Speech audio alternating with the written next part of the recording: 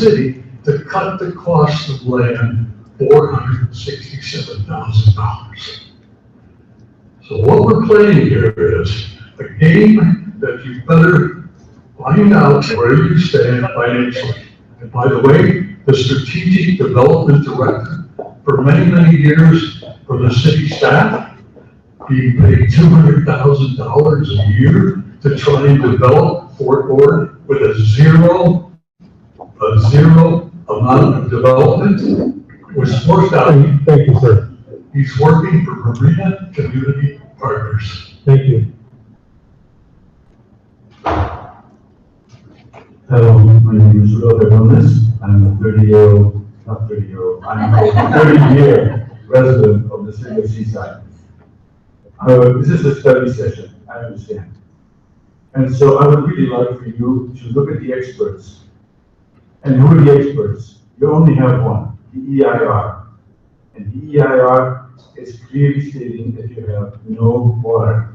I've lived in the city for 30 years, and I know what it means to be without water. If you like my house, but you probably then also walk by my city park.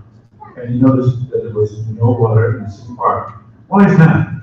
That's because the city of Seaside in the upper dome is under education. By court order, you can't take water from the Seaside Basin to water the parks in the upper Seaside area. Issue. Now, KLM has taken 70% of the river and now needs to bring in new water.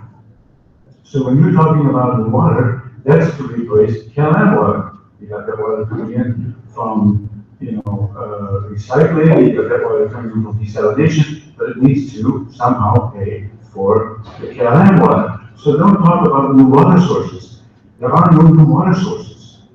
The EIR, the only expert, told you very clearly there is not enough water on this particular project. I think whatever you do in the future, don't do this project. Really. There are a whole bunch of people here that like the right horses, and they're going to tell you they like the right horses, and you're going to hear it over and over again. But please, listen to the residents of Seaside. We like to look at your sign here, Rubio, that says Seaside first. I hope you mean that. Downtown Seaside needs development. Broadway needs development. Hillview needs its street chicks. Kimball needs its street chicks. We haven't got a downtown. So please listen to the residents and fix the downtown. Really, it's not about horse riding. You can hear it 100 times. It's not about that. It's about the city of Seaside. Please, city of Seaside first. I hope you mean that, Mayor Rubio, and I look forward to your vote on this.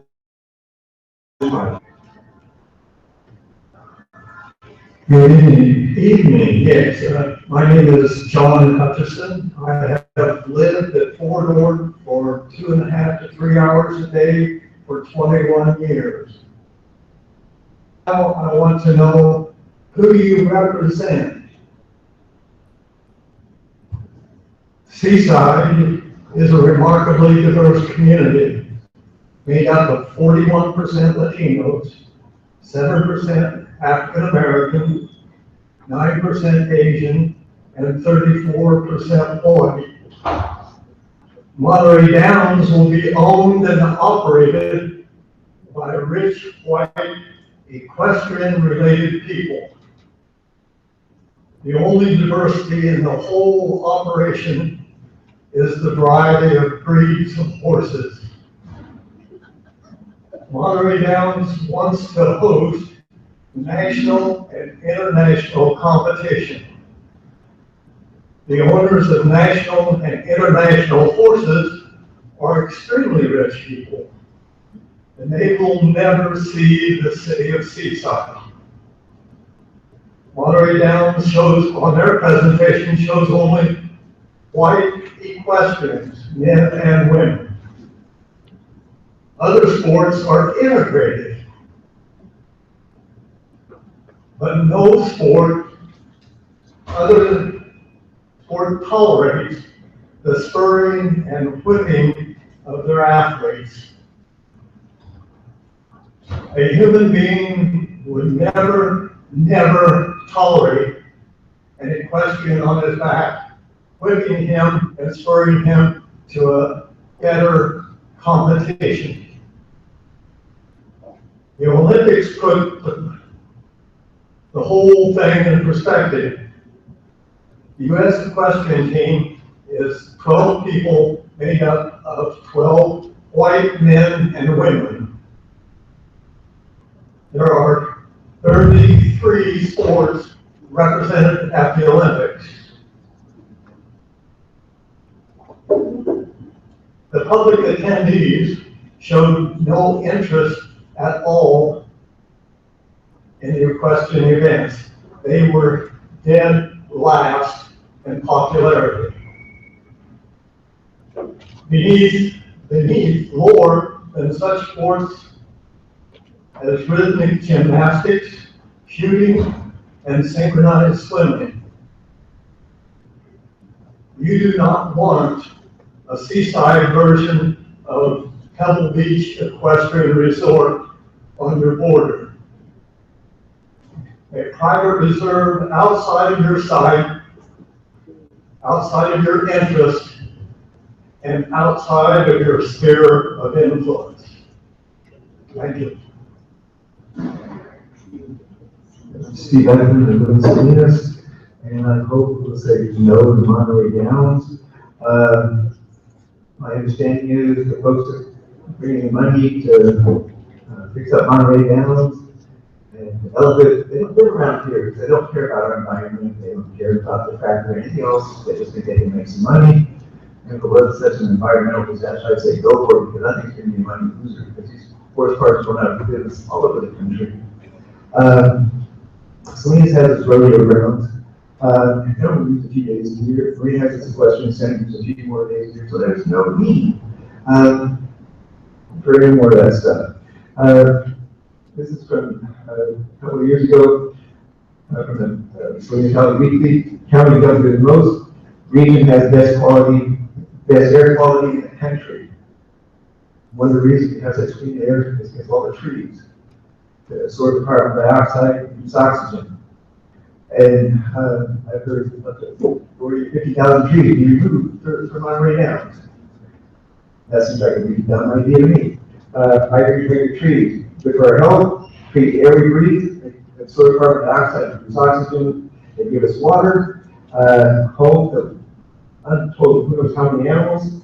There's been climate change for a long time. So we need the trees.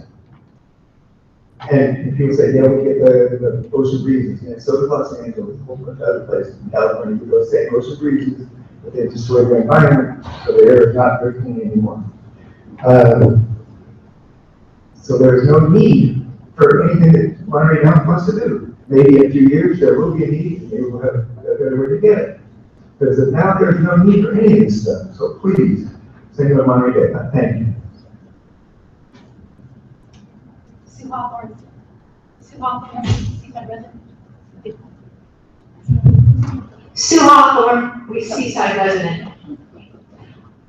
You have a crucial land use decision facing you right now, and I'm hoping that you'll make this decision based on facts. The facts are not pretty, which is why the horse park people are hoping to sway you with emotion. They love horses. Well, fine. I love antiques. Yeah, if they connect me to my heritage. And my wealthy friends and I, we travel all over the place showing our antiques. But antiques, they tend to be bulky, and showing them in hot weather is hard work and not much fun. Does it therefore follow that the city should approve a vast, destructive project just so a chunk of that can be given to us for our personal use? Even if we promise we would really enjoy it, even if we promise that taking care of antiques is a wholesome activity for our youth, and I do mean our youth, because this is a members-only proposition. Even if I promise that we'll have events and charge admission so the public can come and watch us show our antiques. Antiques the public can't afford or may not even want, because let's face it, not everyone appreciates antiques.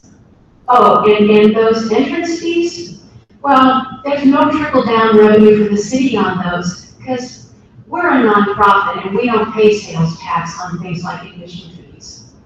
But hey, our park will be a tremendous draw, because it'll smell like beeswax and lemon oil. Of course it's laughable, but you swap out antiques for horse park and horses, and the narrative holds true, except for the smell. What you have in front of you is a report card with 0 A's and 7 F's. 7 individual, legally defensible reasons to say, tonight, this project goes no further. So there are 2 ways this decision can go. You can vote to favor the few, or you can secure the quality of life for everyone. And I know you know which one I'm hoping for. Thank you.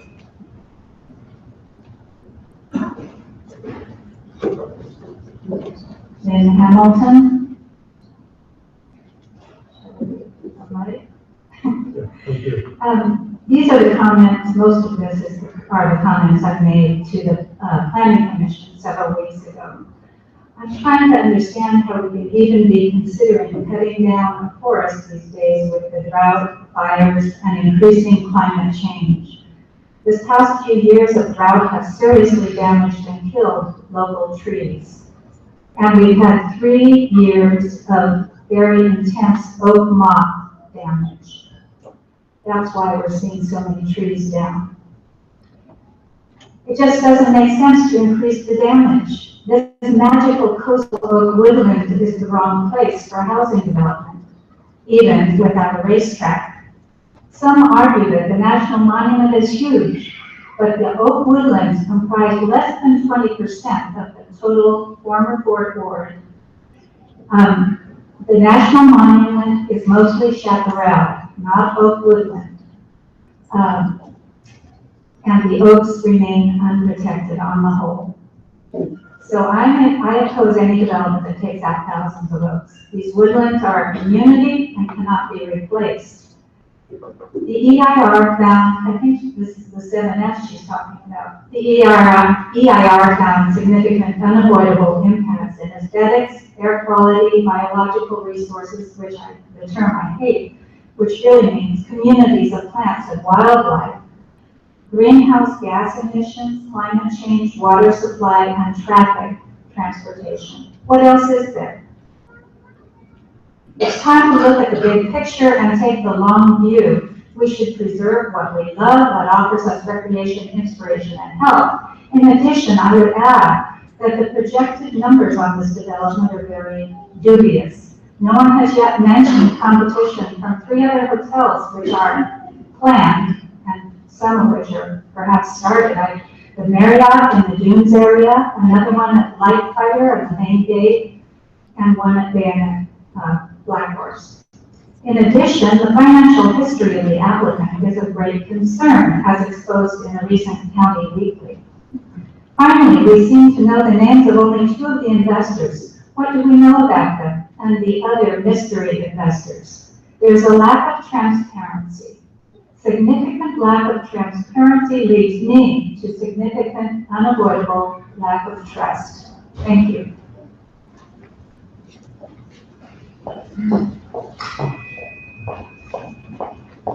I'm waiting for an overhead that I did submit 24 hours ahead.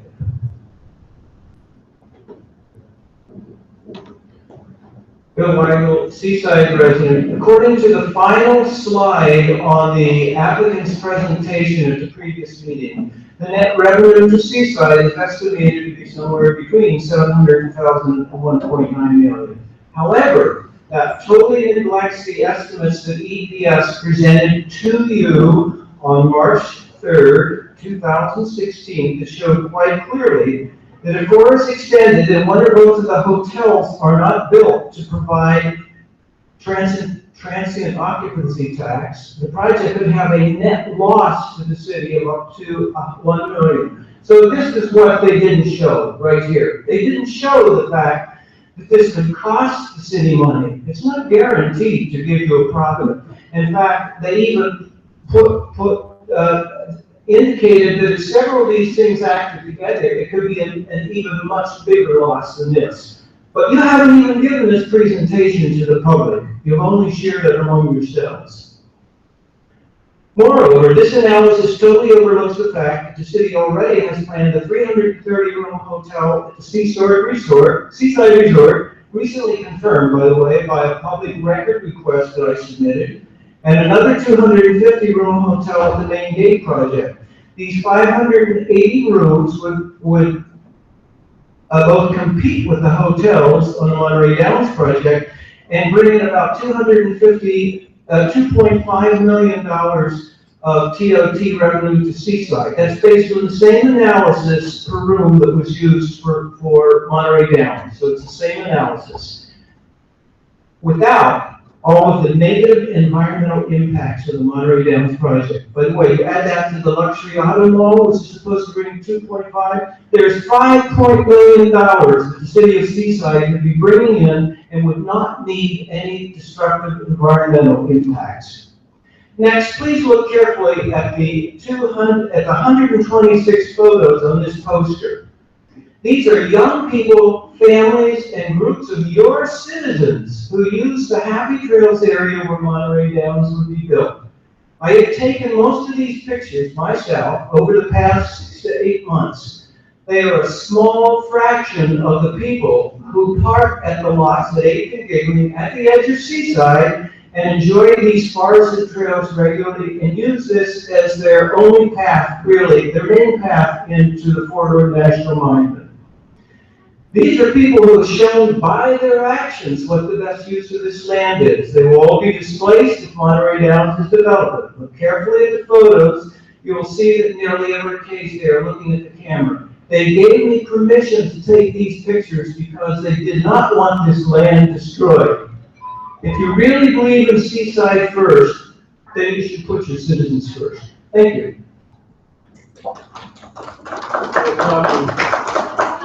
Please, no clapping, whooping, none of that stuff. This is a city council meeting. Mayor, Council, President Adam, I'm going to speak really fast because there's a lot of myths and the developer's presentation, and I'd like to cover some of them. Allocated water is the same as real water, myth number one. That's 6,600 acre feet allocated to all the current projects and forthcoming projects on what was once Fort Ord. This is water on paper only. To fulfill that paper allocation, someone will need to invest in those very expensive water resources that we face today. Has this developer offered to invest in desalination that will cover this development's 852 square feet of need? No, I suggest that it will be the ratepayers of Marina and beyond that will have to pay for that investment required for the water for this project. Has this developer taken phases 4, 5, and 6 off the table due to inadequate water available for those phases of this project? No.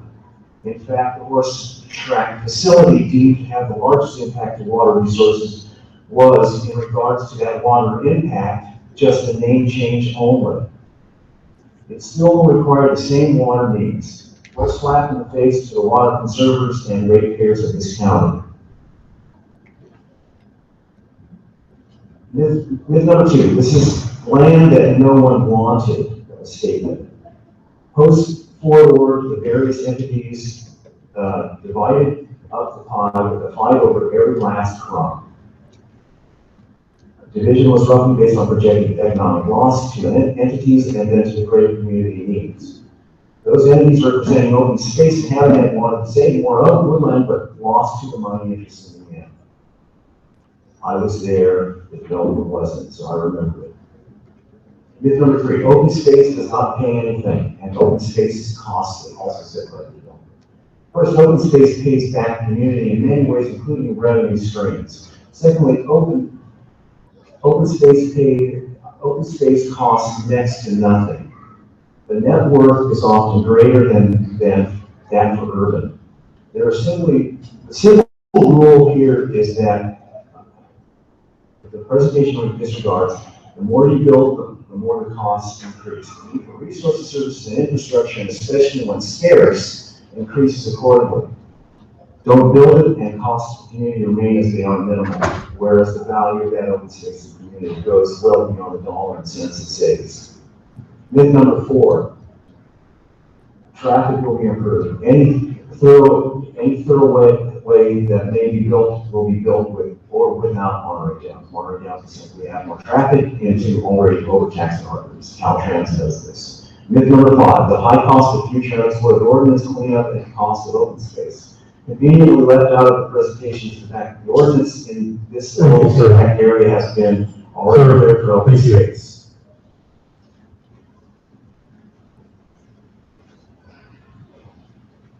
I'm supposed to start? My name is Diane Cotton. I am a resident of Seaside. I own my home on Tweed Place along with a mortgage company. I worked at Seaside High School before retiring and have volunteered at Delray Woods Elementary after retiring. I'm also a member of the League of Women Voters of Monterey County and agreed to read you this letter regarding Monterey Downs written by our president, Janet Brennan. Dear Mayor Rubio and council members, the League of Women Voters of Monterey County urges you to deny the project.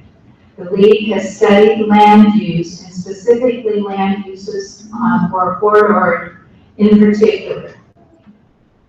We believe the public need for development should be demonstrated and that the services required by the existing population should be assured. The proposed project does neither. The IR identifies 15 significant unavoidable impacts. This means the impacts cannot be mitigated. They include impacts on character, ground level air quality, riparian and coast live woodland habitats, landmark coast live oak trees, greenhouse gas emissions, groundwater, conflict with the corridor reuse plan, and traffic at the project level. Visual character, biological resources, ground level air quality, greenhouse gas emissions, water supplies, and traffic at the cumulative level. The FEIR indicates that there is sufficient water to build out inefficient water, definitely inefficient, to build out the project. Additionally, it identifies significant and unavoidable impacts at 9 intersections and 12 road segments with the project alone, and 18 cumulative impacts on regional roadways for a total of 39 significant and unavoidable traffic impacts. Approval of the proposed project would mean significant impacts for residents of the entire peninsula and Monterey County as a whole, while providing the city of Seaside with limited benefits. We urge you to deny the Monterey Downs project.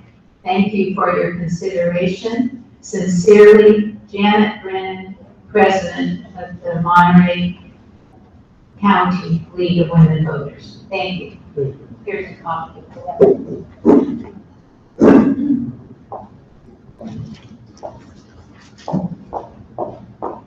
Let's see if you can carry something else.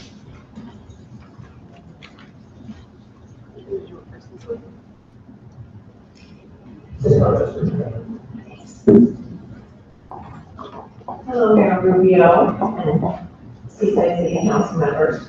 My name is Natalie Anastetti, and I am a Seaside resident. I came here today to tell you about the Happy Trails area of the former corridor. Affectionately named by the people who regularly use the land, Happy Trails is the same 711 acres desired by the Monterey Downs project. Happy Trails is unique to the Monterey Peninsula. The habitat is rare coastal live oak. It is a hybrid of the Seaside dune landscape and the Salinas Valley oaks. In less than a 2-minute walk from the 8th and Bigland parking lots, you are in the wilderness. You do not hear city noise and you cannot see buildings. 93% of the trees there are not dying. The oak forest is verdant in spite of the drought, and it seems there are endless trails. This property is the only public land on the Monterey Peninsula where you can walk, hike, ride a road or mountain bike, and a horse on the same piece of land. Residents from all the peninsula cities frequent this land, which provides access to the Border National Monument. These wildlands are Seaside's only wilderness. The Planning Commission narrowly voted to approve the Downs project. I encourage you to go back and listen to the 2 Planning Commission members who did not support this development and why. They cited a flawed EIR, lack of sufficient water, overprojection of jobs related to the development, and that horse racing is a dying industry. The 3 commissioners who voted for the project cited jobs as their only reason for the yes vote. If the Seaside Highlands development is indicative of a project creating local jobs, there won't be any. In the year my house was being constructed, I did not meet one employee, contractor, or other laborer from Seaside or even Monterey County.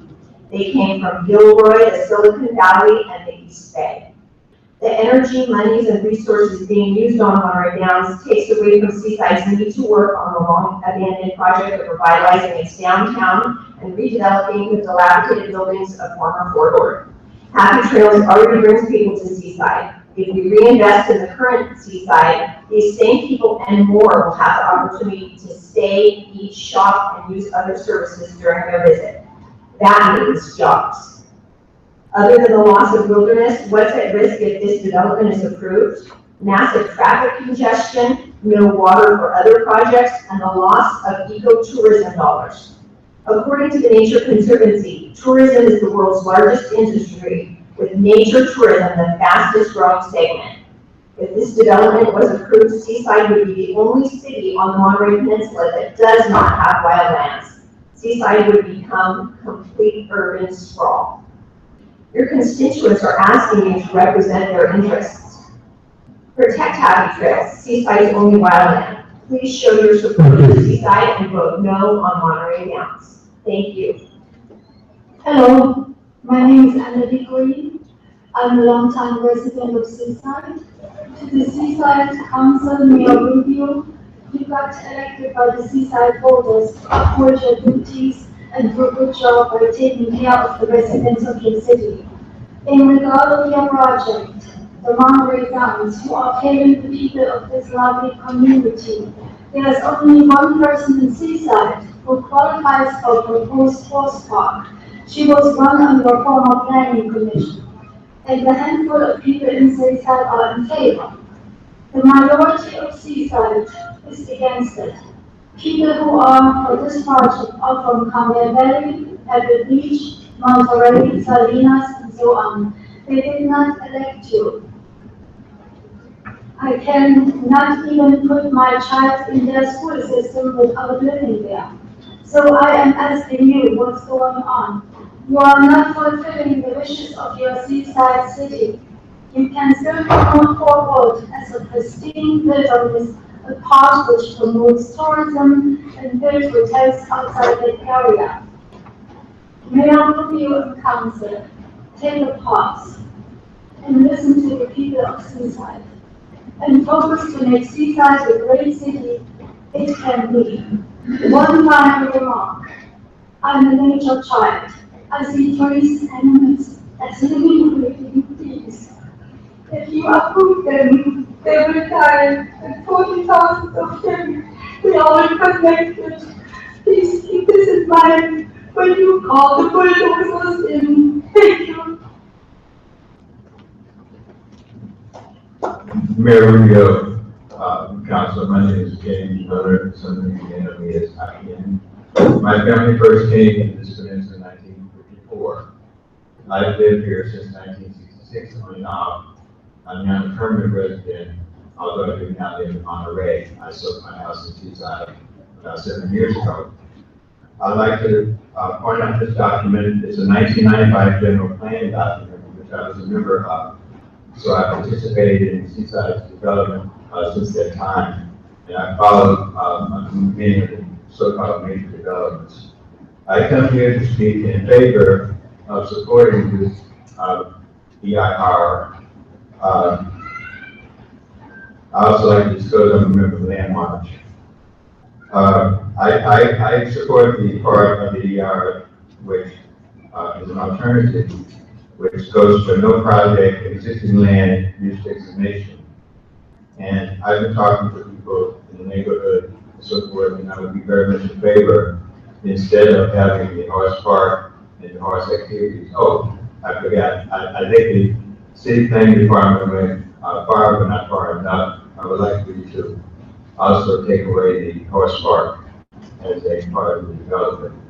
For the option for the no project existing land use development, I would be in favor of considering the development of a regional performing arts center. Also, I have put in housing, regional performing arts center, a photo art museum, sports and recreation center.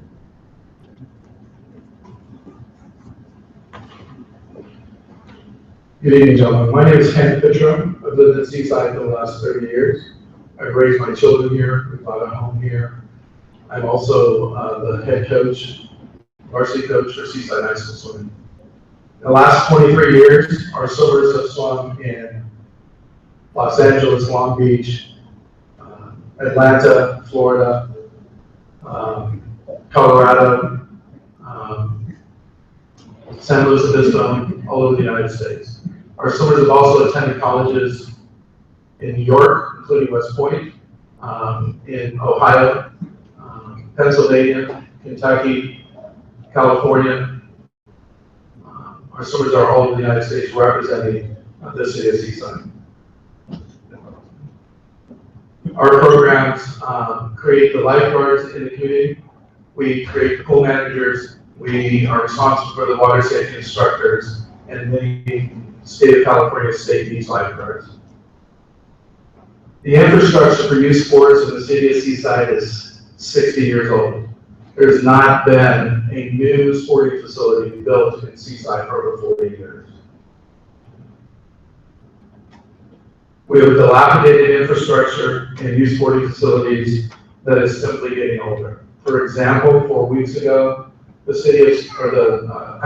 Seaside High School Harry D. Victoria Swim Center was closed due to infrastructure decay. This project before you has proposed several new youth sporting and recreation facilities, which include a state-of-the-art centralized aquatics facility that will be dedicated to the health and wellness programs, to swim lessons, lifeguard, water safety training, competitive swimming and diving, water polo, and synchronized swimming. These are youth programs that will help our children stay focused and live healthy lives. This proposed new facility also creates several real opportunities for local, regional, and national level aquatics competitions for youth and adults. These competitions will result in increased TOT revenue, increased job development, and a spend it in Seaside attitude. These projects have the potential to keep our young people in the right atmosphere, increase their academic performance, and stay on track for college. Additionally, this type of vibrant new recreation sports facilities is purposeful, dedicated to healthy living while being a source of job development and employment within our community. And it will bring our youth back to this community, to live, to work, to play, and to grow Seaside. I urge you to take the steps necessary to approve this project unanimously for a better future for Seaside. Thank you. Hello, my name is Martin Acosta. I am a Seaside student athlete, and I am the future of Seaside. Please vote for this project for the betterment of Seaside. Thank you. Good evening, City Council members. My name is Cameron Binkley. I'm a 9-year resident of Seaside. I would note that if you guys keep having projects like that, you're going to need to have a bigger city hall. So I'm opposed to modern downs because it will destroy 30,000 live oak trees, and this is damage that cannot be mitigated. Whether you call it a forest or woodland, the site has some of the best vistas and trails in all of Fort Ord. There's nothing wrong with the trees that a bit of water or rain wouldn't cure. And if you haven't walked the area, you're not exercising due diligence. I hope you have out there. It's the only forest of woodland within or near Seaside that many knows. You could even call it Seaside's Garden Ranch. I'm opposed to Monterey Downs because it will blight the landscape and degrade the historical vistas of Fort Ord National Monument, but it won't remove any blight.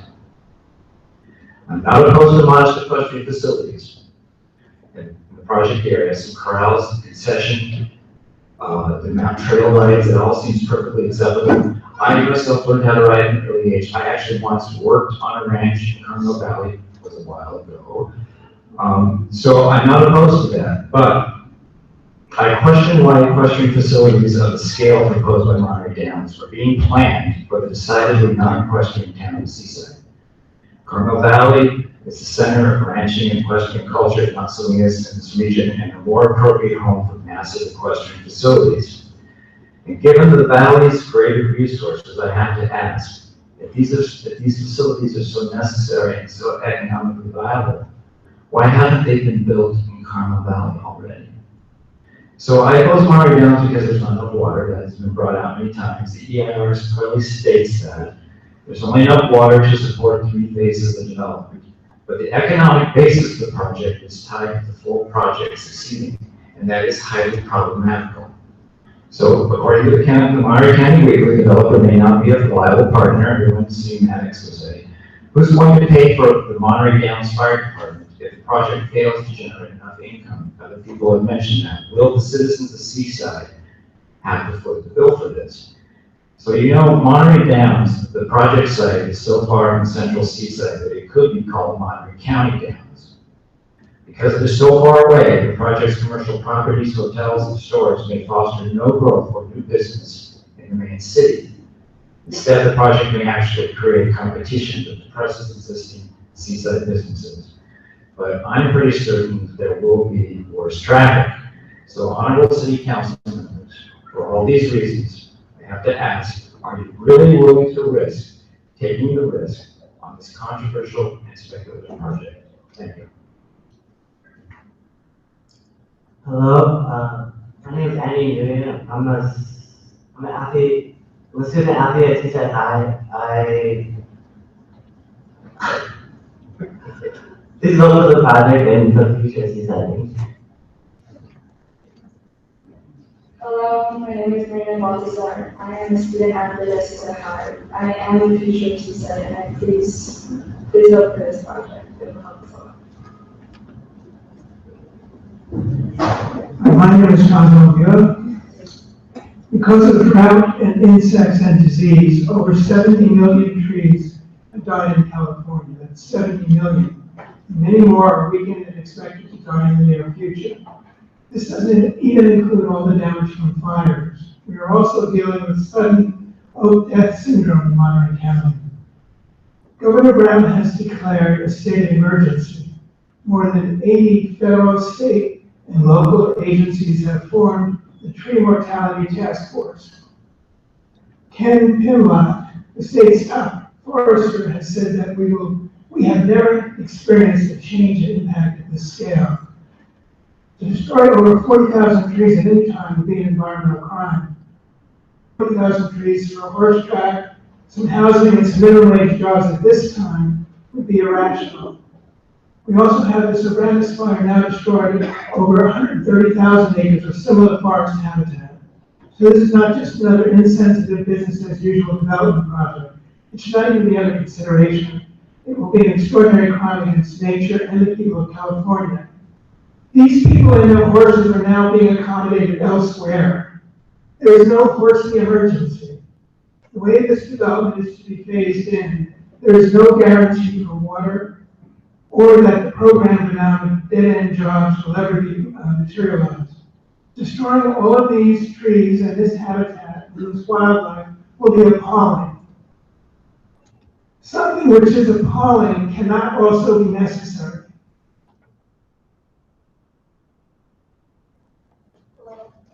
Hello, my name is Simone, and I'm a Seaside High School student athlete, and I am the future of Seaside. and please vote for this project and for the future of Seaside. Hello, I'm Elizabeth Murray, and community means coming into unity. We are in discord right now on this project. We do not have to rush a decision. We do not have the water. I am a plant and tree specialist. This is a unique environment. It is the only forest that Seaside has. I brought children from the community up there. Many of you have seen my photographs with the children loving to be up climbing in those trees. I think that Seaside taking the time, why rush it before the election? Why make a decision immediately? You just hired 3 financial advisors in Seaside. You hardly had time to really study the environmental impact report that clearly states that there isn't enough water, that there's traffic problems, air problems, all kinds of greenhouse gases. I think to rush into this is not thinking creatively. All these youth, I love seeing them come here, and they all want to represent that they need a new sports facility. Yes, this is good. You can build that into the future development design. It does not have to come from this destruction of this open space land. You can have something that you design that has beautiful low-cost housing for your citizens, that catches water, that is new thinking. This is old-time designs. These are not going to be houses that most people will be able to afford.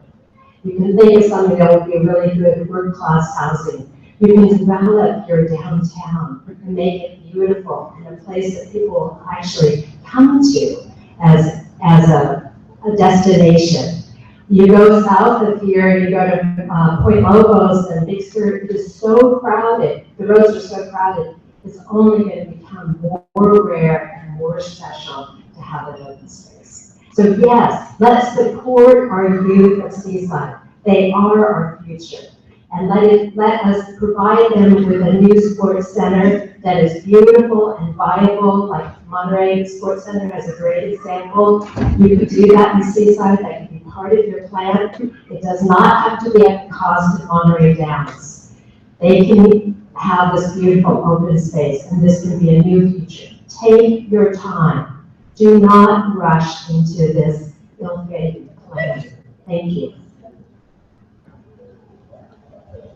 Hello, my name is Audrey Loper, and I am a Seaside High School student athlete. I am the future of Seaside. Thank you, and please vote yes. My name is Edwin Monroy. I am a Seaside High School student athlete, and we are the future of Seaside. Please vote to support our project for a better future for Seaside. Hello, my name is Wendy O'Bara, and I am a Seaside High School student athlete, and I am the future of Seaside. Please vote to support this project for a better future for Seaside. Hi, my name is Karina Balsar. I'm a Seaside High School student athlete, and I am the future of Seaside. Please vote to support this project for a better future for Seaside. Thank you. Hello, my name is Noel Martinez. I am a Seaside High School student, and I am the future of Seaside. Please vote to support this project for a better future for Seaside. My name is Jessica Diaz, and I'm a student athlete at Seaside High School, and I'm the future of Seaside, and I hope that you guys vote to support this page.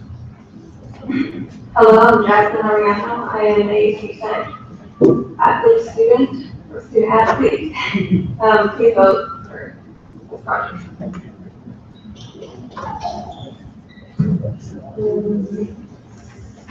Hello, my name is Cameron Valdez. I'm a Seaside student athlete. I'm the future of Seaside. Please vote to support this project for a better future for Seaside.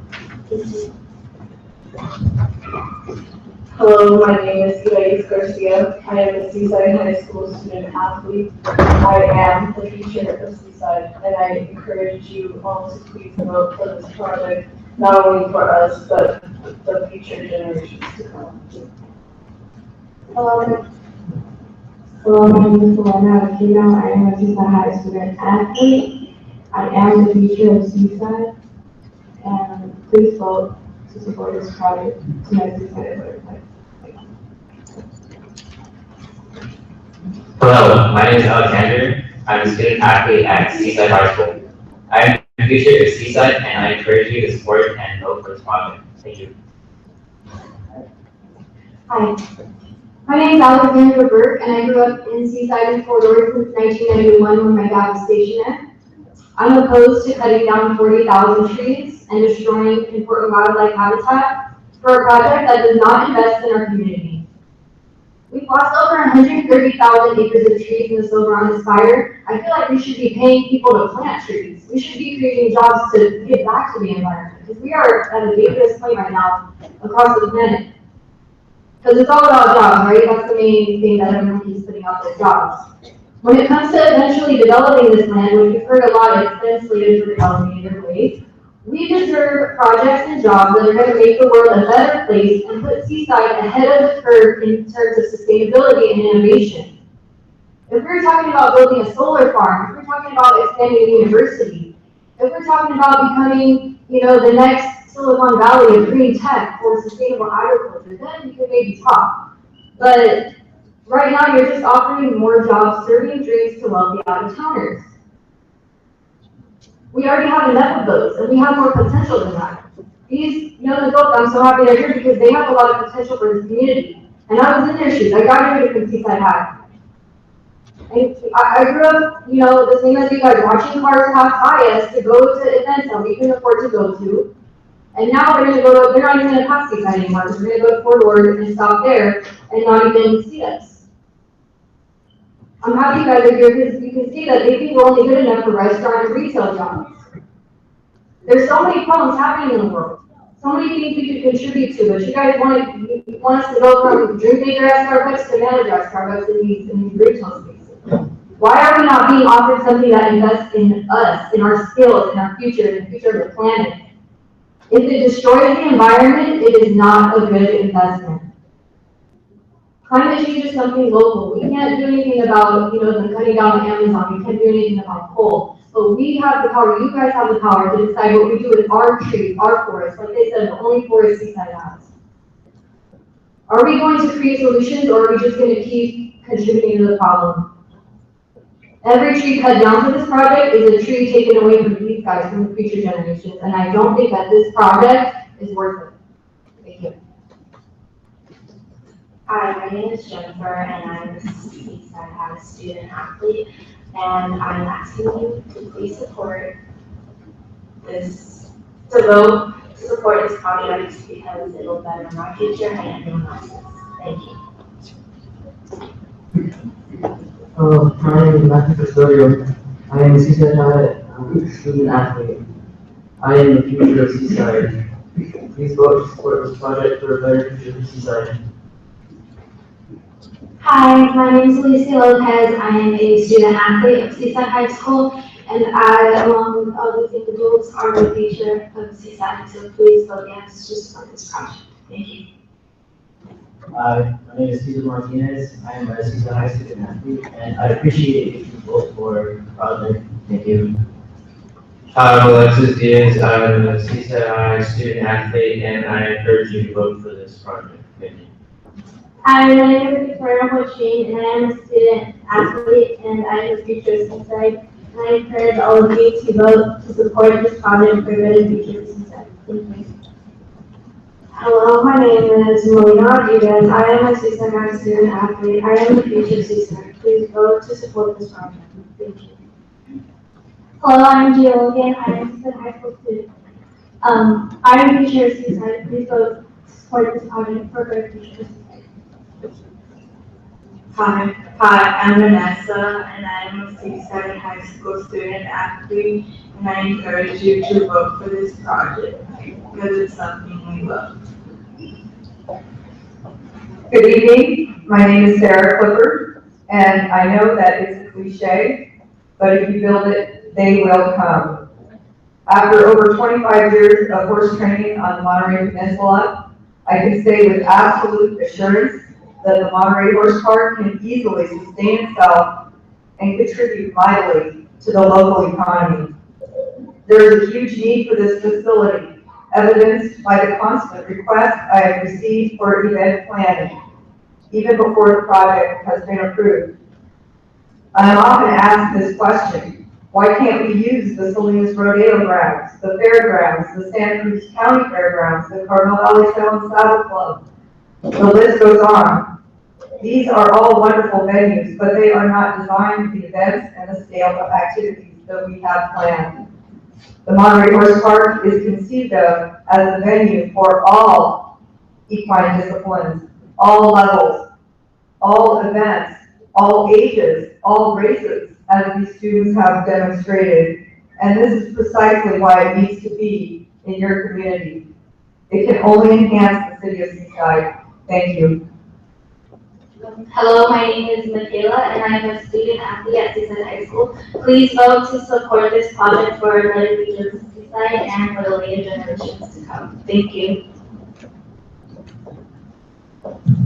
Hi, my name is Stephen Hellett. I began riding when I was 5, so I've been riding for 20 years now. I've been a professional in the business for about 8 years. I've owned my own business, yes, in Carmel Valley for the last 3.5 years. This project, what people tend to not look at is at it as a whole. You know, they're worried about the trees, they're worried about the horses, they're worried about the traffic. Well, we have the US Open, we have the SAFA, we have the concourse. That brings traffic, that brings people, brings money, helps the economy. Why can't this kind of project help the economy and also help the businesses like us in the horse industry that needs more training facilities to be able to achieve the goals that we're looking for to compete at a higher level? We travel up to 30, 40 minutes away when we go to competitions just to stay at a hotel.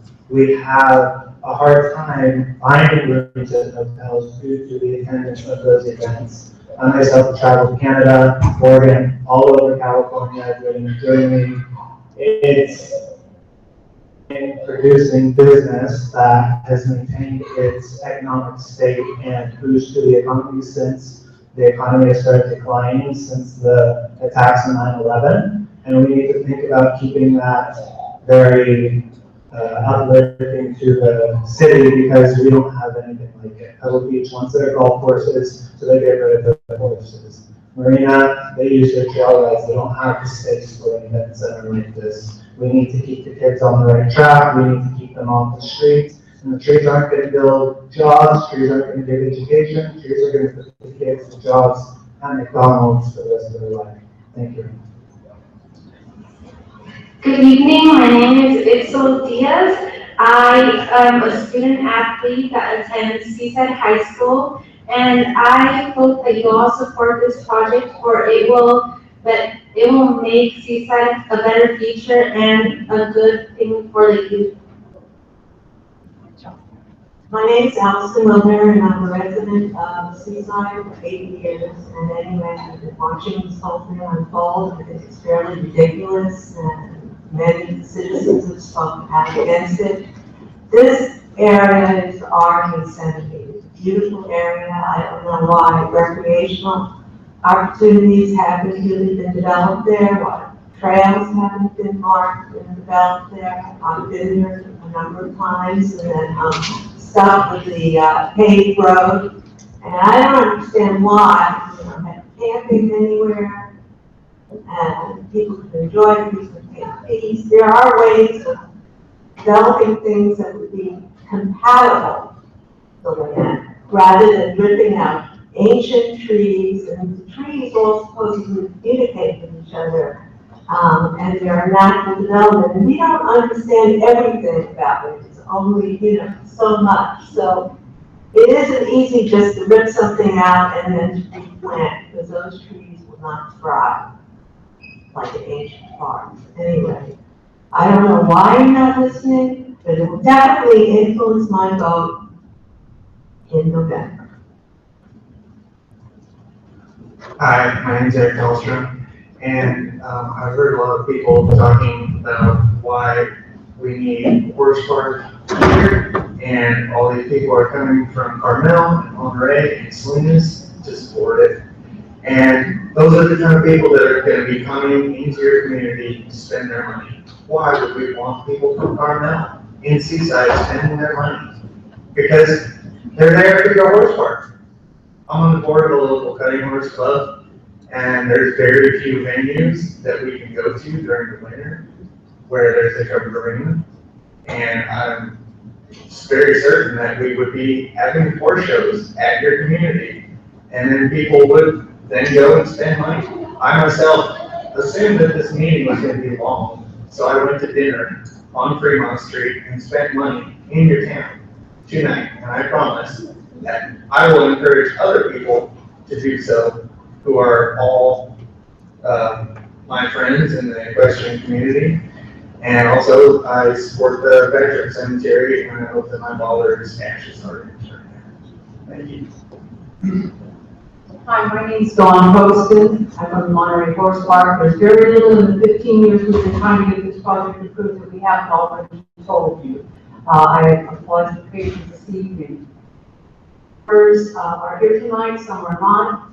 But what I want to tell you is that in the last 2 years, when we've done active outreach into the community and through the state and across the nation, we have signed up 1,000 active supporters on our website. So we have those people which are not here tonight, looking and hoping for a horse park. Also, if it counts, we put up a Facebook page on full accounts.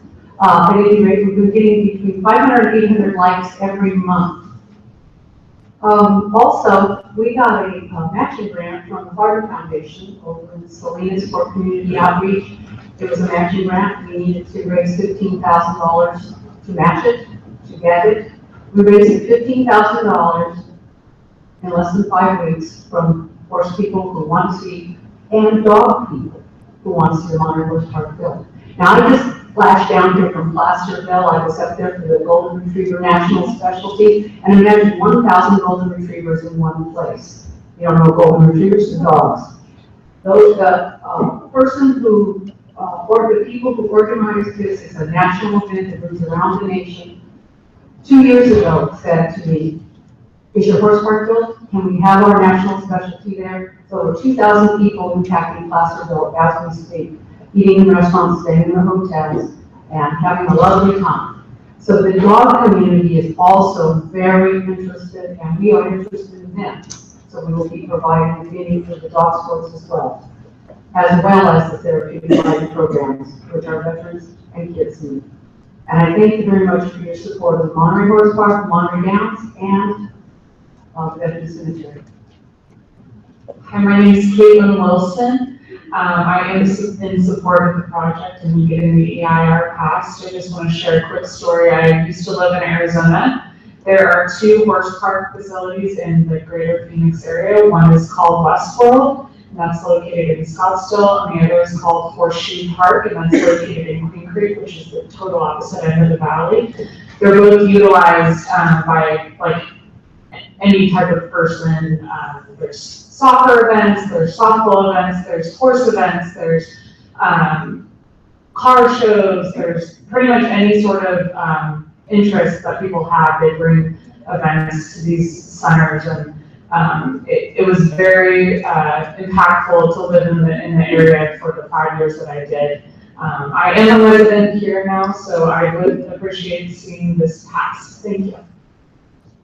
Good evening, I'm Christine Monteith. I am a supporter of the Monterey Horse Park, as you all know. I'm here to talk today more about the major part of Monterey Downs, which is the housing aspect.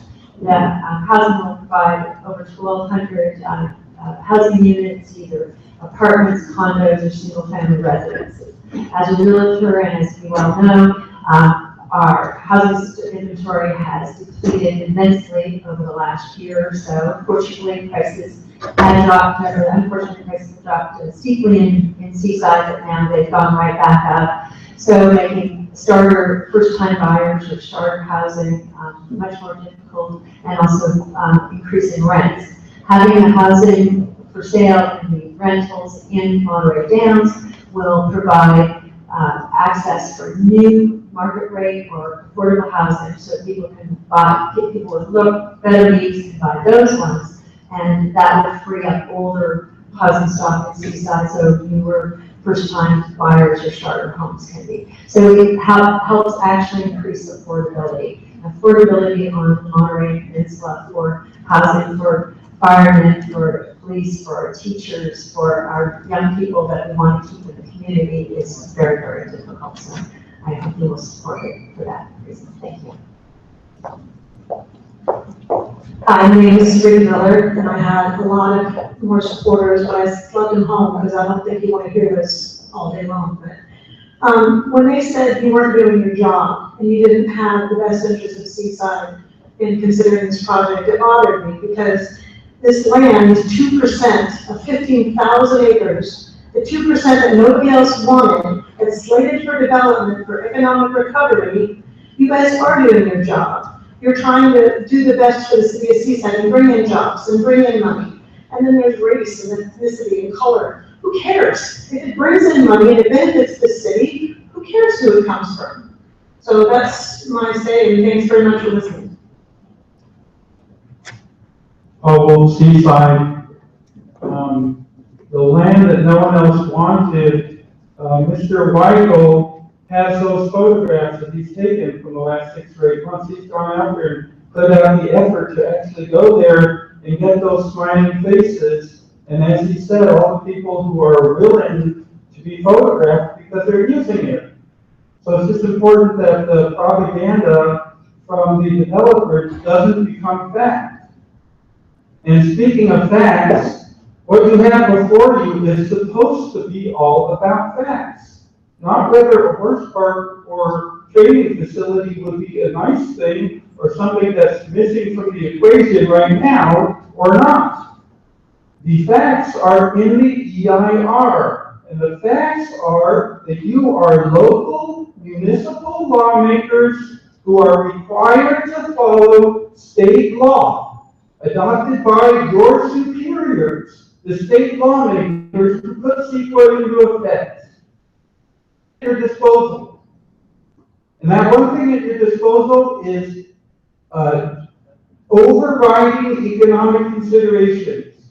You have a very flimsy case for that, with a couple of reports done by your economic people who received or fed the visitation numbers and the revenue numbers primarily from the applicant. So you have to look at yourself and you have to ask yourself whether you actually can justify going up against state environmental law based on a very flimsy basis. That is the real issue. It is not how many high school kids that come here and say we are the future. It's not based upon how many people who say a horse park is needed or wanted. It's based upon the facts. And it's right there in the EIR. You can ignore it, or you can look directly at it. Unavoidable, significant environmental impacts. Are you going to face up to that or not? Because you've heard how most of the locals feel about it.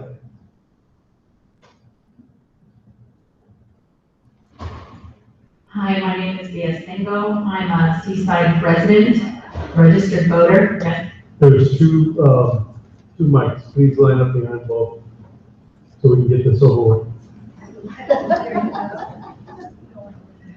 I'll say that again. My name is Via Singo. I'm a registered voter, Seaside resident, and taxpayer. And I live here, and I'm opposed to Seaside Downs. I think that it is perpetuating the us and them culture that we have on the peninsula, and I don't believe that we will benefit economically from this project. I also believe that it will tax our public servants, such as our police officers, who will have a larger area to oversee. And I would like to know, I also think it will impact us pollution-wise with all the pollution that will be generated by the Monterey Downs. I'm very concerned about this project, and I think you should vote no. Thank you. Hello, my name is Samantha Scanlon. I've been a professional trainer in this area for over 20 years. I came down from Canada as an 18-year-old girl. I have competed all over North America, and I just want to mention one thing I've noticed at LA, Spruce Meadows. It brings the community together too, because the community comes out to these events, watch and cheer, and they have fun. They come and have fun. So I just wanted to make that point that if it comes, when it comes, they're going to enjoy it. Thank you. My name's Tracy Osborne. I've been a long-time professional here on the peninsula, a professional horse trainer, and I support the Monterey Horse Farm. My name is Marcia Hayes. I've been a Peninsula resident for 20 years. I am in support of the Monterey Horse Park, and I want to thank you, Mr. Mayor, and the City Council for your patience tonight and listening to a lot of people. I know this isn't the first time that we've all been up here at the mic giving you our various opinions. I think you have a lot of choices in terms of how you develop this property, and I think one of your key goals has to be about balancing the revenue opportunities and the opportunity to create something that does not destroy any more open space than is necessary. You're not considering putting up a whole Ryan Park package here. You're considering developing something that is going to include a lot of remaining open space that will be used and enjoyed by all of your constituents, and I think that's very important. And you will get tourists and you will get revenue. Look at Wellington, Florida, which has internationally favored and supported equine events. They come from all over the world and they spend a lot of money, and there is no place in this area that could offer that kind of facility. You have the opportunity to do that, and I think it would be tremendously beneficial to all of us on the Monterey Peninsula if you were to make this decision, so I support that. Thank you. Good evening, my name is Alan Katz. I'm a new resident here in Seaside. I've lived here for about 3 years. Wanted to visit the house a few weeks ago. I came down to kind of see what was going on. I can't pretend to know all the ins and outs about this. I can tell you I'm from Florida. You might figure part of that out. And I can tell you that one reason that we bought a house here and paid 3 times as much for our home here in Seaside than we could buy. That's a side issue. Anyway, we paid a lot of money. And not in your value, but in our value. But the bottom line is this: we came here because of the wonderful job the residents of California have done to protect their natural resources. I was born and raised in Florida, 1954 to 3 years ago when I moved here. And I have watched Florida be raped by development. When I was a kid, I could go to places that are nothing but concrete now. And we love going out and walking in these neighborhoods. And we love the way that California has preserved nature. And I hope you can find some way to preserve this beautiful environment so my grandkids can come and enjoy it. Thank you. Good afternoon. Thank you for allowing us all to speak here tonight. I think it's an important topic, and I appreciate you allowing everyone to speak here tonight. My name is Blake Chaco. I'm from Salinas, California. I am not here on behalf of any organization, but I am on the board of the Monterey County Sheriff's Posse. It's a charitable and historical organization. It's been in place since 1939. I'm also on the board of the American Team Roping Association for California. We put on hundreds of team ropings here in the state of California and are involved in about 9 to 10 other states in the western area, in the western region. I'm telling you this because it's my experience through those 2 organizations that the horse community is a great community, and there's good people, family people, people who care about communities, people who come and they come to an event and clean up their trash afterwards. People that won't view your city as a destination, but a home away from home. I've experienced that because I go to different horse events in similar situations, similar areas where, you come there time and time again and you want to see that place thrive. I had In 1939, the Monterey County Sheriff's Office started off with 6 gentlemen who had the foresight to see that there would be an arena needed, place for people to come and ride and compete in Salinas. That place still stands. There are numerous organizations that come and compete there throughout the year, and without a place like the Monterey County Sheriff's Posse, it wouldn't exist. In fact, there's barrel racing going on there tonight and many other nights of the year. You, as the city of Seaside, have the opportunity to allow these folks into your community and spend their money here. A gentleman talked a second ago about facts. The facts are that California has a $4.1 billion horse industry, and there are 678,000 horses in the state of California. 70% of them are performance horses that would be coming to venues like the horse park. Anyway, my thoughts are that you guys have a wonderful opportunity here. I've in turn become a involved member of my community because a place like the Monterey County Sheriff's Posse existed.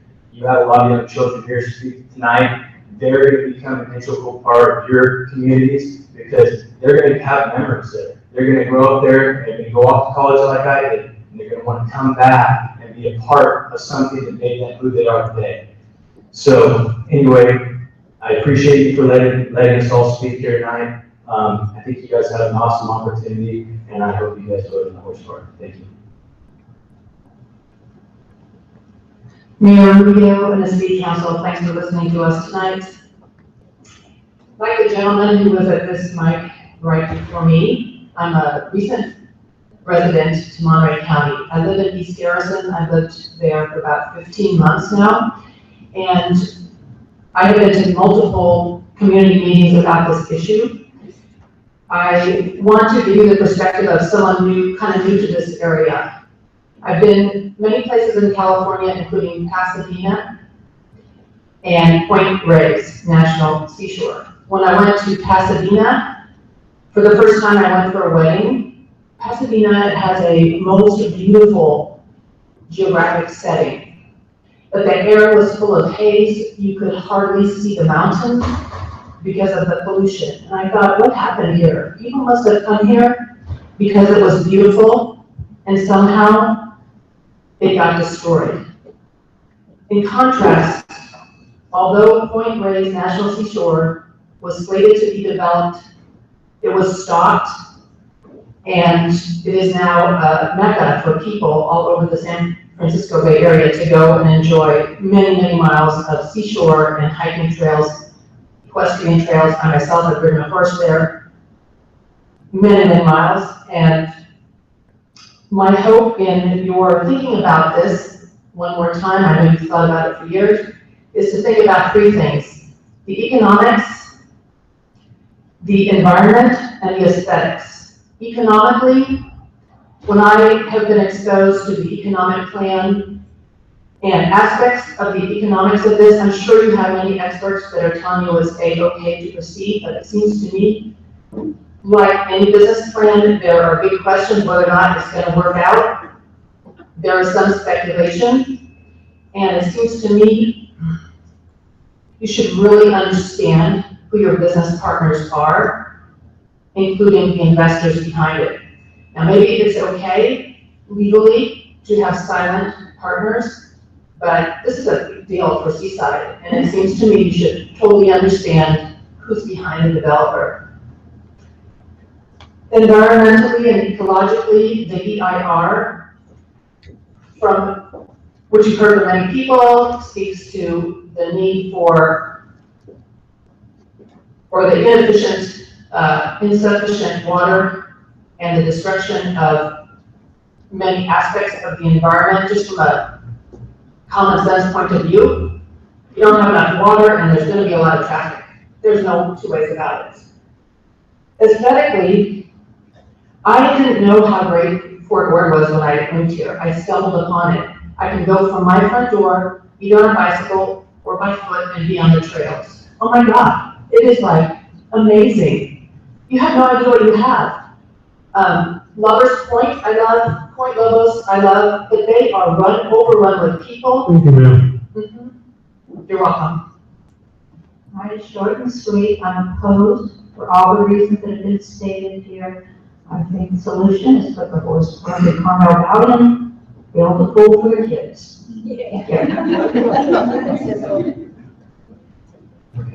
My name is David Leskar, lived here for 4 years on a home in Seaside.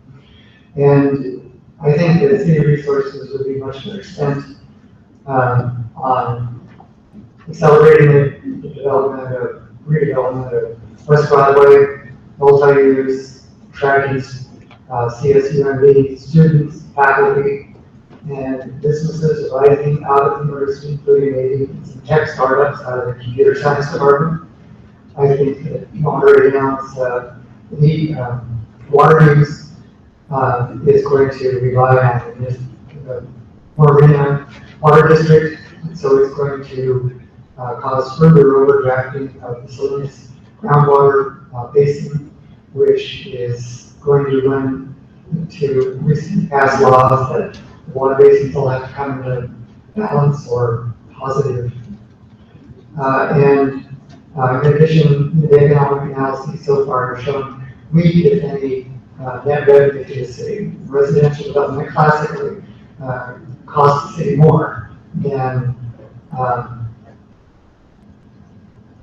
the services for residential cost the city more than the taxes that come from residential.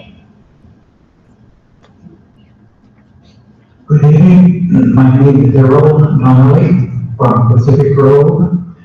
I'm speaking tonight, I have a perspective completely different from what I heard anybody talk about tonight. And that is, I live in Del Mar. Why is that important? 3 years ago, I built a home in Del Mar. I listened very carefully to what the developers are proposing. Quote, a multiple use facility modeled after Del Mar. So let me give you, well, this would be appropriate, a fact check, a reality check. My wife and I, it was absolutely incredible lifestyle, including the racetrack. I live little less than 4 miles from the Del Mar racetrack. We watched those horse trainers bring those beautiful racing horses out with the turf beats to surf, and that was a sight to behold. Incredible quality of life. But that was then. This is now. Listen, when listening to the City of Seaside Planning Commission hearing on the Monterey Downs project at its Wednesday, September 7th special meeting, reminded me why I left Del Mar. I live about 4 miles from the Del Mar racetrack and personally experienced the deterioration of my quality of life the racetrack created. So please, prior to the Monterey Downs and Horse Park theme rubber stamp, I invite you to visit Del Mar, San Diego. Del Mar lies in between La Jolla, Rancho Santa Fe, or Solana Beach. I invite you to attempt to travel any of the access roads to and from the city of Del Mar during a given venue. Most likely you will experience gridlock and must plan all your errands around the various venues. Traffic, parking, congestion, missed appointments, 2 or more hours wait at local restaurants, etc. is now the norm for the area. Alas, my wife and I left Del Mar, our ocean view dream home, for over 30 years. In search for the quality of life we once knew, we found it to be here on the Monterey Central Coast. When all 6 phases of the development are completed, the Monterey Downs project will be nearly 80% the size of Carmel. Land Watch, other organizations, and many residents oppose the project. Okay, thank you. Just be careful what you wish for. Hello, my name is Rachel Christopherson. I'm a Seaside resident, and I hope to live until the day I die. And thank you for your time, and thank you everyone who's been participating in this process. Oh my goodness, democracy is brewing. I'm so proud of all of us. I'm proud of you, council. I feel that Monterey Downs as a whole is not the right project in the right location, and that the arguments from both sides have been framed in false choices. It's not environmentalists against the horse people. I support the idea of a horse park. I just don't support the Monterey Downs. I'm so sorry that you tied yourself to that project. I would love the opportunity to support the horse park as a standalone project. And I know that you treat your animals with respect, and I know that you share that experience with all of Seaside's children, not just the affluent, or I hope so. But the project Monterey Downs also includes a race horse training facility, and from what I've learned about that industry, it's not kind to the horses, and it's only for the affluent. So I cannot support the Downs project. I feel like this is not anti-development versus development. It's not anti-jobs versus nothing. We don't need the Downs project for economic development. I would envision a seaside with a diversified economy where it's made up of tourism, agricultural tech, ocean technology, water and energy innovations. I envision a seaside with a downtown thriving with restaurants and theater, and it's just a failure of imagination to think of economic development simply in terms of shopping malls and hotel, especially in that area. I know that that area is slated for development, but the amount of trees and the amount of shifting of topography that has to happen in that particular location just doesn't make sense when there are other areas in that Florida map slated for development that have infrastructure ready to go. I feel like it's a false argument that this is affordable housing or bust. I support the idea of more affordable housing, but we don't need the Monterey Downs project to achieve it. We already have 4,500 permits for houses ready to be built in the Fort Worth area, and we're waiting for development in the surrounding seaside area. I support the Veterans Cemetery. I support the idea of putting Seaside on the tourist map, but I don't feel like the Downs project is the appropriate way to do that. What I do see in that area is the horse park developed into a regional or city park where we can take advantage of the trees that are there, the topography is there, that's there, mixed use, camping, you could have a place for weddings or events there, a smaller place. Maybe we do need a larger events venue, but we can put that where there's infrastructure, where they can take care of some of those blighted areas. The more that, as the law and supply of demand dictates, the more that we have. Thank you. Hi, I'm Steve Beckler. I live at Seaside. I relearned how to ride a bike about 3 years ago. And I decided, I'm gonna go down to the bike path. It's downhill from the house. Well, it didn't work out too good. One day I gotta get back in the car. So I go, I'm gonna ride a bike that I can ride uphill. And I didn't know anything about the or riding area or nothing. So here I go up the hill, and I get up there and I see a sign that says all these beautiful trails. So I went down my wife and I go, let's go. And at first, we stayed on the paved roads, but then these dirt trails, we can ride good enough, let's go on these trails. And it's one of the most beautiful places. It's like Disneyland, and it's free. I mean, it's like somebody made this for me, and for my wife, and my sister. We go out there and it's just heavenly. And to take that away is just totally bizarre that anybody would even think of such a thing. It's just, can't we just move that whole thing somewhere off that area? We got so much corridor that it needs to have some money spent on it to get rid of it. But there's plenty of land out there, not waste on something. We already got something pretty beautiful that's grown there. And it's built from soldiers, marching. All those trails are old marching trails. And you can find anybody that's been up there that's been in Fort Worth that was based there. They marched on those trails. They're from walking, marching. And it's to get rid of, just those ones that are on the way. It's just sad. So I'm against Monterey Downs for that reason. Thank you. Mayor Rubio and Councilman, my name is Lucy Gomez, and I have been a resident of Seaside for 61 and a half years. My father moved here from Texas back in 1947 after getting out of the military. He was a POW. And so I am for the dams. The dams will not just only create jobs for like restaurant workers, it will also provide our workforce to include local building trades, horse trainers, veterinarians, professional,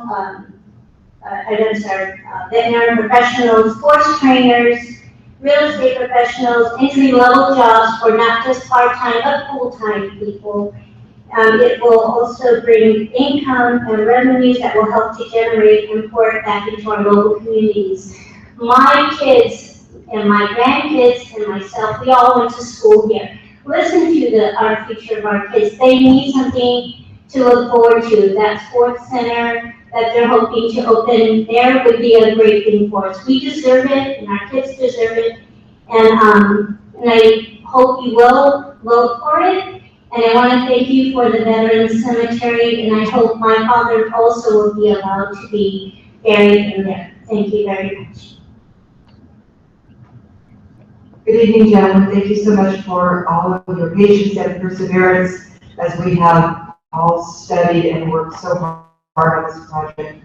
I've been involved in this project for 5 years, and I know it's been going on much longer than that. One of the comments that I heard earlier today is that there's no need to rush to judgment, and I'm pretty sure at this point nobody's rushing into anything. The work and effort in the studies is just beyond commendable.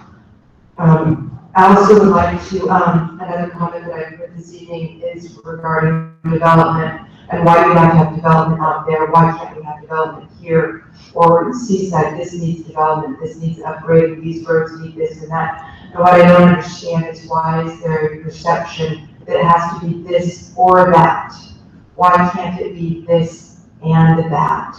I am so impressed and so honored to be able to be here to speak tonight with all of the young people who are so enthusiastic and so full of life and full of energy and full of desire for a beautiful future. And I think also that those of us involved with the horse park, with Monterey Downs, with the Veterans Cemetery, we are also very enthusiastic, we are positive, we are excited, we are full of love and joy and energy for our community and our future and a beautiful environment to live and raise our family and have entertainment and recreation that is supportive and positive and encompassing for all of our community, and to be able to work with the young people in our community and bring all of these things together.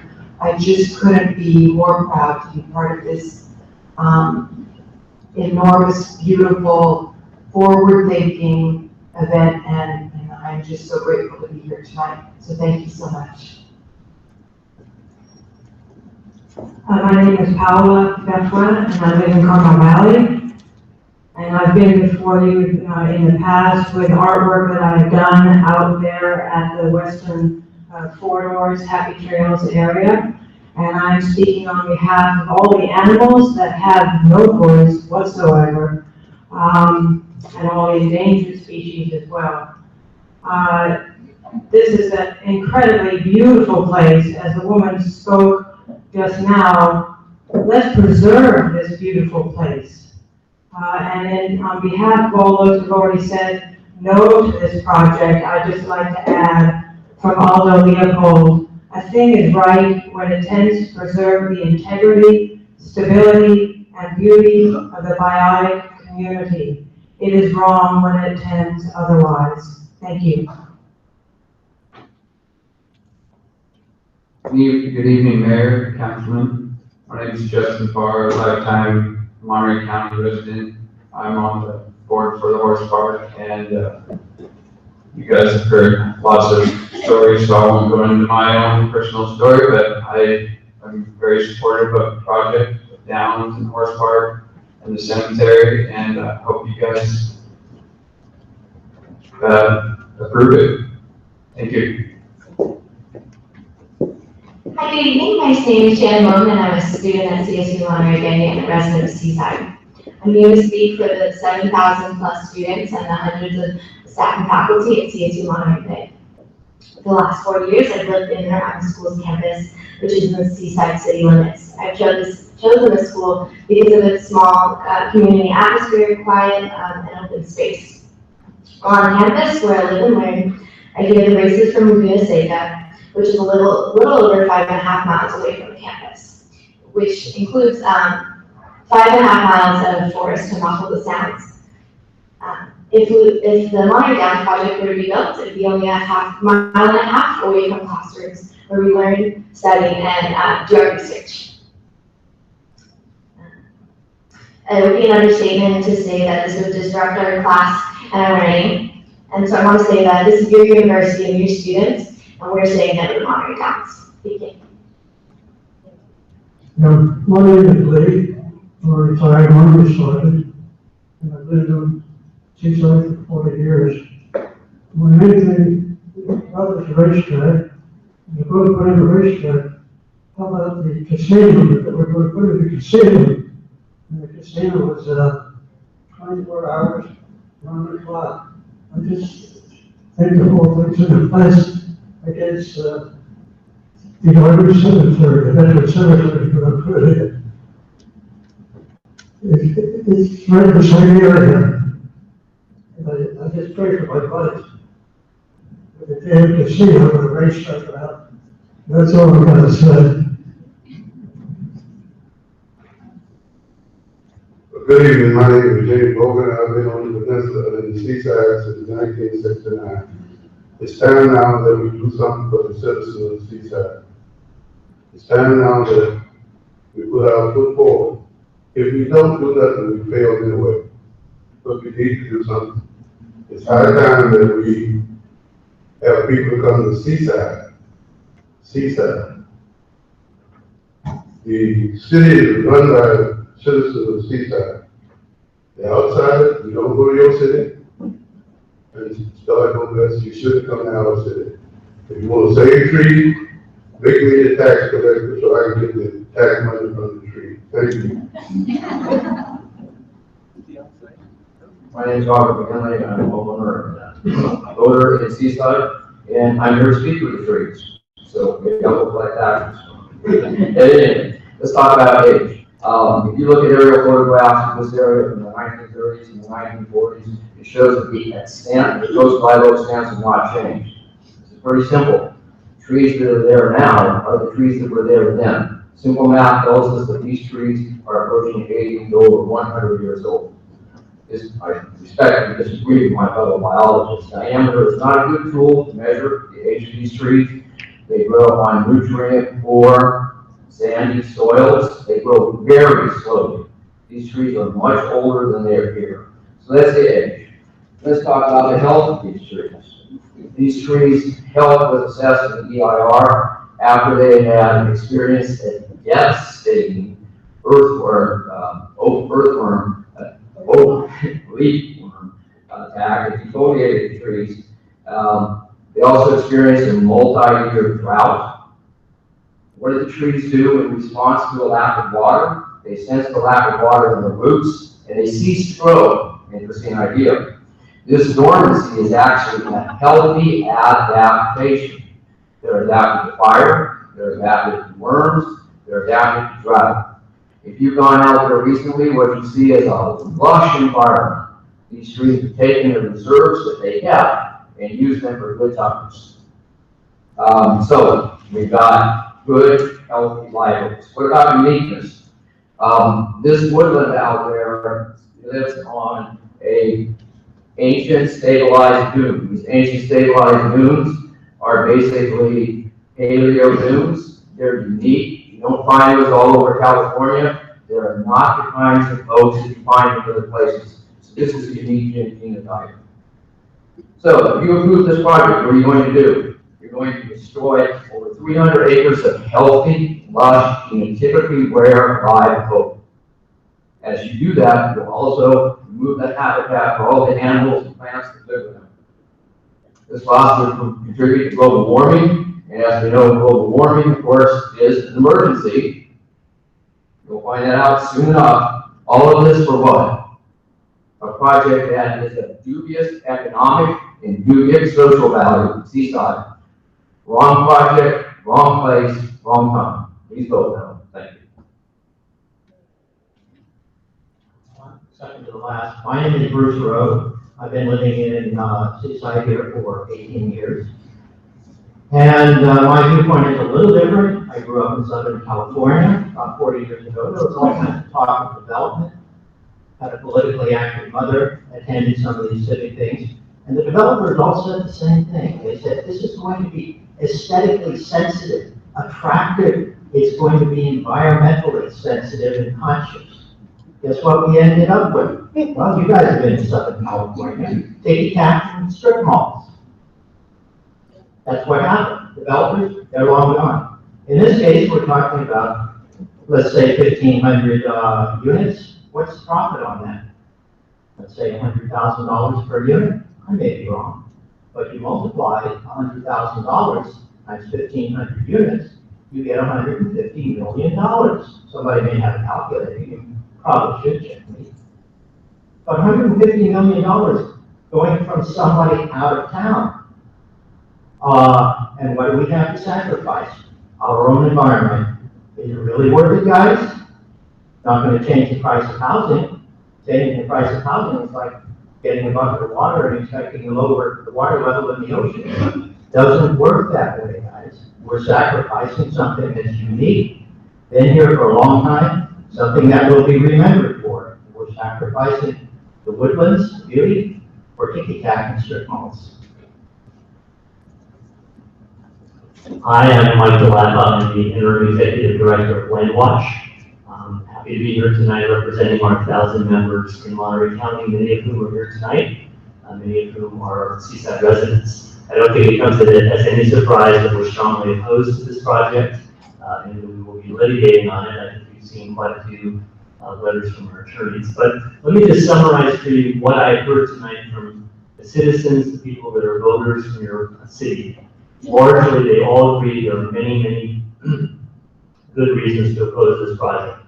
Massive traffic, air pollution, not enough water, loss of woodlands, leapfrog development, investment outside the city rather than inside. It's going to be harder to create a city identity. Three hotels that have already been approved will be competing with 2 more. The cost of additional city services, litigation costs, and opportunity costs. And I want to focus on opportunity costs because all the time that everybody is spending on this project means they're not spending on other projects, other ideas that could better the city. There have been very few reasons given either at the Planning Commission or here to support this project. There's a very dubious claim of jobs.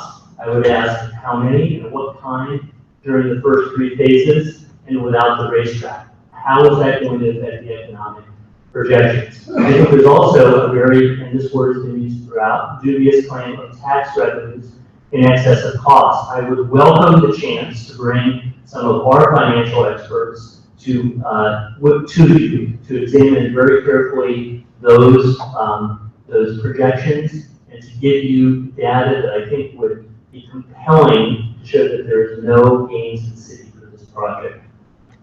In summary, I think the best reason to oppose this project has nothing to do with either environmental impacts or economic costs. I think it's the people here don't want the project. I think it was really clear tonight, listening to all the people that got up that were residents and voters. Overwhelmingly, they oppose it. And I urge you to support the people that elected you to oppose this project. Thank you.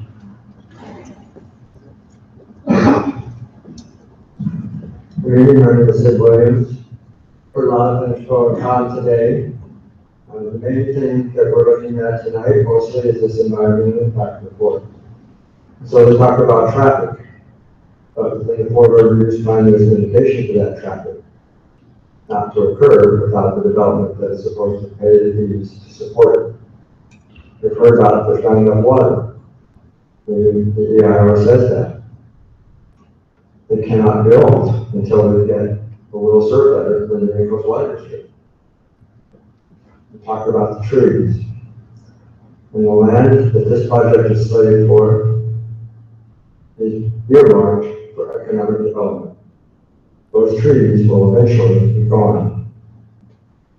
And if you turn down the CIR, they're affecting more than just the Monterey Downs. Monterey Horse Park is living for the CIR. That project holds the potential of lots and lots of revenue for the city of Seaside. And the Veterans Cemetery needs that CIR as well. Seaside has always been a strong supporter of that cemetery. One of the biggest things that indicates that is Seaside's agreement with the MOU to allow the sale of the endowment parcel to support that cemetery for the future. No project. Nobody's buying that land. We've been down that road before. So I encourage you to keep that in mind as you go forward. In addition to that, we need the cemeteries to open next Tuesday, phase 1. We're already looking at phase 2, and we're short $3 million. We can use the sale of that land. Thank you. Okay, public comment is now closed. There's no way that I can respond to all the comments and questions, but there were a couple of things I feel I need to respond to. And one was about casinos and the racetrack. Both those elements are not in this project. There is no casino and there is no racing and gambling on this project. The other is the water situation. And the speaker spoke about CalAm and the issues with CalAm. All this water comes from Marina Coast Water District. And I think he said something about our downtown area needs to go first. Well, the CalAm situation does affect the downtown area of Seaside. We do not have water to actively pursue projects there. So that's why that's waiting for water. It's not because we're not interested in our downtown, since we don't have the water to activate those plans right now. And someone else says that no one in Seaside would use has horses or something like that, and everybody's white and rich. That's not so. We have horse owners in Seaside, African American and Latino horse owners who board their horses in Carmel Valley because we do not have access to those kinds of lands here. As far as putting it in Carmel Valley, I don't think they'll take horses, they wouldn't take dogs. So we'll go ahead and close this comment period, and if there's any other questions from the council that need to be addressed. Mr. Mayor, if I could just make one comment. At the present time, the racetrack still is part of this project, and it will be, the developer wants to withdraw that, but you have not voted to do that at this point, so that will come at a future meeting. But it actually is part of the proposed project. The recommendation is to take it out. There is a recommendation to take that out, right? So if you want to provide direction to staff this evening to consider that, that certainly would be a value. Any other questions or comments from the council? We are not taking any action tonight. This is a study session for the council. Myself, I'm going to reserve my comments and my findings for the actual vote night, so I don't have to repeat everything over and over again. But I have studied the EIR, and I see some of the issues that people are talking about as unavoidable, but they're also declared unavoidable in the base use plan, overarching plan. This is a supplemental plan. Now I don't see anything so far that goes beyond the original analysis done by the Port Order Use Authority. So I'll open it to Mr. Kim. Thank you, Mayor, and thank you to the public for all your comments. I'm impressed that so many students came today, and I hope learned a little bit about what it is they were, you know, what's going on here and what the reality is. So you know, forgive me for asking this if it's the second time I've asked it or third, but this is the timing and the scheduling has been very hard to grasp. I understand we're going to be probably asked to take 4 actions at, I believe it's on the 13th. And those 4 actions are the, well, if you could explain the 4 actions, would be great.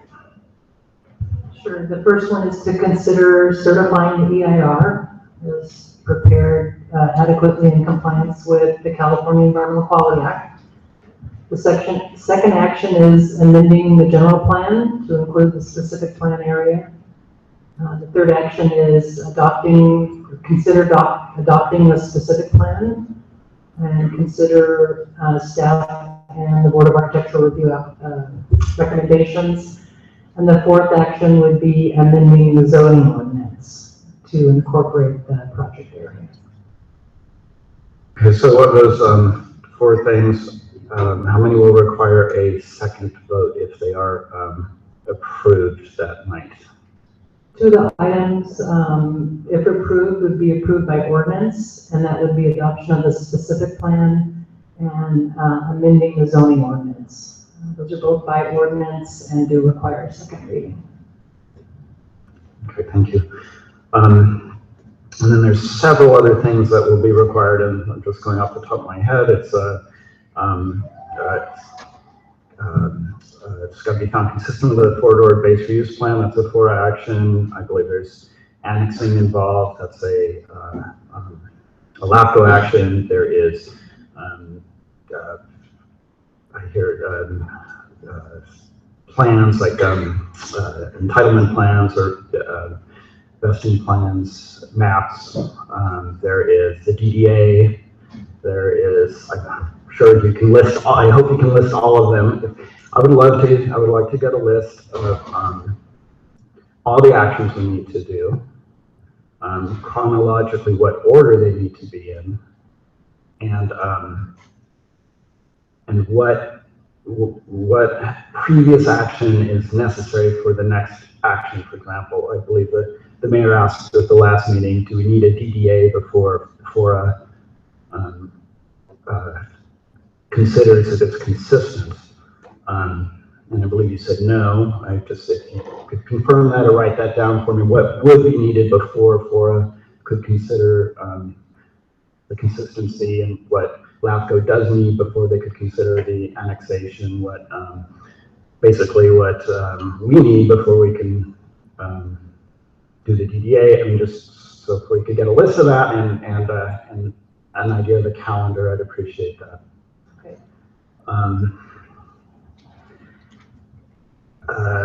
Has there been an appraisal on the property? Yes. There has. Has that been released yet to anyone, to the developer, or is he at all aware of what the numbers are? Not that I'm aware of. No, it hasn't. Okay. Just confirmed by the city manager. Okay. How soon will we, as a council, be legally able to see it, and how soon will? I'll defer a little bit to the attorney. I think the council can see it. The council would like to see it. It is actually a confidential document and is not presented or available to the public and or the developer or their team. And the council is free to see it anytime they wish. A document that has significance, the most significance in the negotiations related to the DDA. So staff's perspective is the council is reviewing these 4 action items, and if the council ultimately approves these 4 action items, then we will start to weigh into the depths of the DDA. It doesn't make a lot of sense to discuss the DDA in depth in lieu of the council taking action on these planning steps. Yes, a question of the city attorney. While you say that it's a confidential document, but once the entire city council sees it, doesn't it become a public document? No, it is a confidential document. It will not become a public document until the project is completed. In terms of, well, executing a DDA, once you get through the negotiation process, at that point in time, it becomes public document. We have counsel here, special counsel. The reason I asked that is because we've had several things that were considered confidential that were made public through Public Records Act. So I'm not, really in love with the idea of taking that risk if we haven't started the negotiation on any DDA.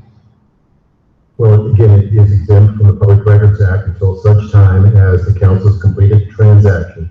Once the transaction is deemed complete, then it would be available for public review.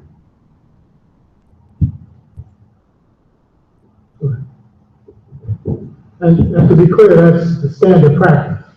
What's the standard? I just want the public to know what you just said, is standard practice. Yes, and the reason for that is that that's one of the exceptions in the rules. If the other side knew what the appraisal was, it could adversely affect our negotiating process. And what we don't, then that's the reason why it's a confidential document until such time as the transaction has been completed.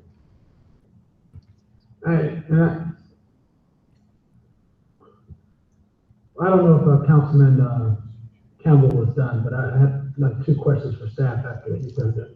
No. Okay, keep going. A couple of questions on the land swap agreement. I believe it's let's say East Garrison, Parker Flats land swap understanding or something. I can't remember the exact title of it, but I'm pretty sure you know what I'm referring to. Is it included in our packets, or is it? It is not. It's not. Okay. We can include that in the next packet if you like. That would probably be useful, so we can read over that. So my questions are specifically about the residential part of that agreement. I believe I read somewhere in beginning, you'll have to forgive me because I took a lot of notes, but somehow this highlight disappeared. Does this sound familiar that the land swap agreement removed housing from the Parker Flats area, but it did not prohibit it? It removed housing from a portion of Parker Flats. The county portion? The county portion. The majority of it, yes. Okay. So it did remove residential, and then now it has been reinserted. Well, it removed the residential land use designation, and it removed residential land use designation and several others, like Park Industrial Business Office, and replaced it with the Oak Oval and the Monterey Horse Park, and an area called County Development Reserve, which in the MOU is not defined. The MOU only affected property in the county. It doesn't affect the property in the city. Yeah, the city was not a signatory to that agreement. Correct. Right. And the city has always had planning for residential and city property. Correct. Okay. So I don't really want to get into all the details of the land swap agreement, but just focusing on the housing. So that it was agreed, there were 5 agencies, I think, that signed to the land swap agreement, and they all agreed to remove housing from the county part, residential from the county part. The residential land use designation, yes. Okay, from the planning. From the plan. Okay. As a designation, yes. Yes. However, it has now returned. Residential planning for that area. The Monterey Downs project does include residential development in the city of Seaside, and in the area that the MOU identifies as County Development Reserve. in the county area. In the county area, but Okay, they good. don't include it in the other portions of the property. Okay, but okay, so then I assume the answer is yes, housing is returned to the county area, which 5 agencies made agreement to remove it from the plan. But they replaced a portion of it with an area called County Development Reserve and didn't define it. Right, so they removed residential and replaced it with something that they did not define. So they removed residential and now it has reappeared. I just want to be clear about that because I believe the agreement was to remove residential. And I'm just focusing on that for now. Okay, thank you. I'm curious if 5 people or 5 agencies agree to remove something and then one agency or whomever puts it back in, it doesn't require the agreement of the 5 original agencies again to change it. I would leave the answer to that to one of the attorneys that can review the legal document and make a determination on that. Okay. So we'll come back. I haven't seen the document, so I can't respond. Okay, well, that'd be great to get the legal opinion on whether, just how reasonable it would be to hold up in court that 5 people make an agreement to remove something, and then, 5 agencies agree to remove something, and then it's reinserted later. I agree it might be ambiguous as far as what area it was inserted to, but. Well, if the city's not a party to the MOU, we would probably not be rendering any legal opinion as to the adequacy or inadequacy of the document itself. That would be up to any one of the members of the 5 agencies. Okay, so without any legal opinion from the city, we can kind of assume we're putting ourselves at risk for if one of the other agencies want to bring this up. Okay, so to move on, if we go through the effort of removing horse racing from the specific plan, what's to say that it won't just come back like the residential did on these Garrison? On the Parker Flats area. What's to prevent horse racing from being back in the city of Seaside? Well, a specific plan is, if adopted, it's a city plan. And in order to bring back horse racing or include horse racing as an allowed use, it would need to be approved by the city council. Okay, so the city council at any time could approve that, and we don't think that the state is who actually regulates horse racing? The city regulates it as a land use, and in land use and zoning for their city. And all right, I did read a manifest that suggested earlier that the state regulates horse racing, and if the facilities are there, such as the racetrack, and the state again supersedes. I know that might not be the word you'd like to use, but the state reigns over the city when it comes to horse racing.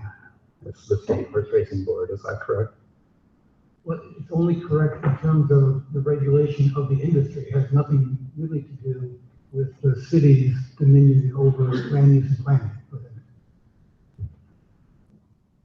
Okay. So some folks misinterpreted something that I wrote.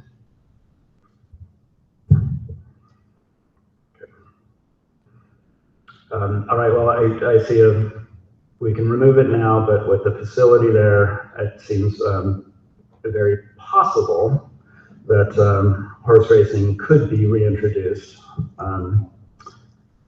We did have did go to a public meeting that I believe the applicant suggested that there be deed restrictions for the residents to be aware that there's horse-related activities, so the residents couldn't necessarily, the owners of the property, housing units couldn't necessarily prevent it. I want to bring that up. And anyway, I would like to find out if there's any way, if our intention is to remove horse racing, is there any way we can ensure that horse racing doesn't come back?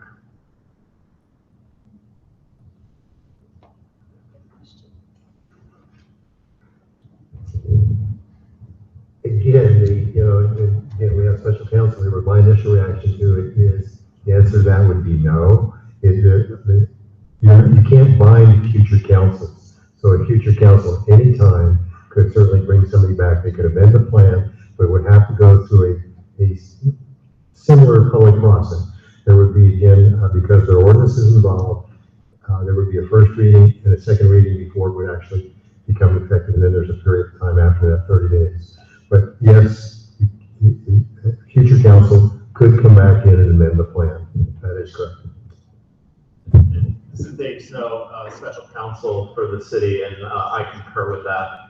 The process for amending a specific plan would require a process similar to adopting the specific plan, to have to go through the planning commission as well for hearing.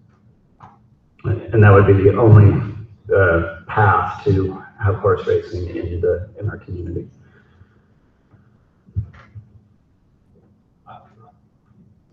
Yes, Mayor, members of the council, I believe so. As the city manager indicated, while there are certainly state regulations with respect to the industry of racing, there is room for local regulation and land use decisions determining what are appropriate land uses in the community. Was there any question to that? If the city council decided to allow racing on that facility, that doesn't bind the state regulators in issuing a permit. Yes, Mr. Mayor, members of the council, I think that's correct. This on the horse racing industry, there would be a preemption issue in the state of control.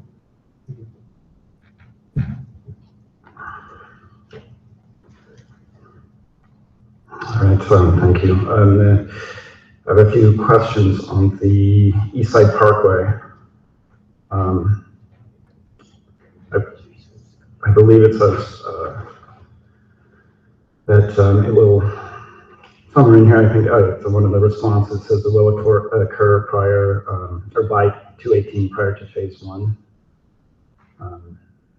It's in the EIR. Does that sound correct?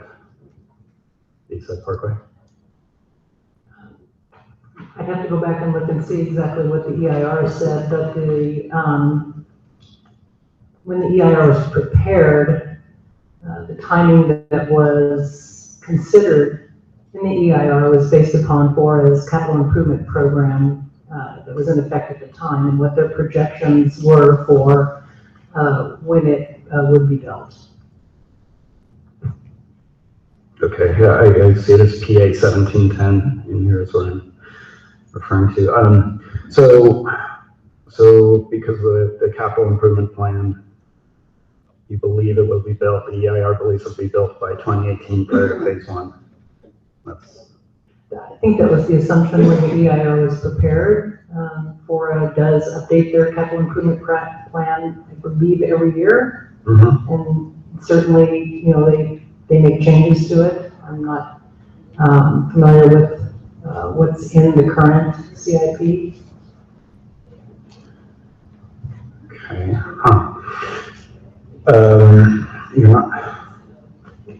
okay, I believe in one of the responses said because it's in the 2014 CIP for FORA, it is not it's not speculative or something, but now we're not even sure if it's still anything that's in the EIR, whether it was in the draft or in the final as a response to comment, was based upon whatever FORA had in the current, the CIP that was current at the time. Okay, but it's a little confusing because apparently the EIR is depending on the CIP as a reason to assume it's going to be built when apparently it's already becoming stale. I think that's an important detail here. So how will it affect the project if the Eastside Parkway is not built by the first phase? I believe the EIR traffic analysis looked at several scenarios. One of them was a certain amount of development without the Eastside Parkway, and then subsequently with the Eastside Parkway to keep the rest of the development. So I don't believe there was an assumption that the Eastside Parkway would be in or needed to be in with the first phase. With the first phase, okay, so it doesn't need to be in with the first phase, even though it's projected to be in 2018 by the first phase. When do you expect regulatory clearance for that property, the Eastside Parkway, from Florida? I can't answer that. You can't answer that, okay.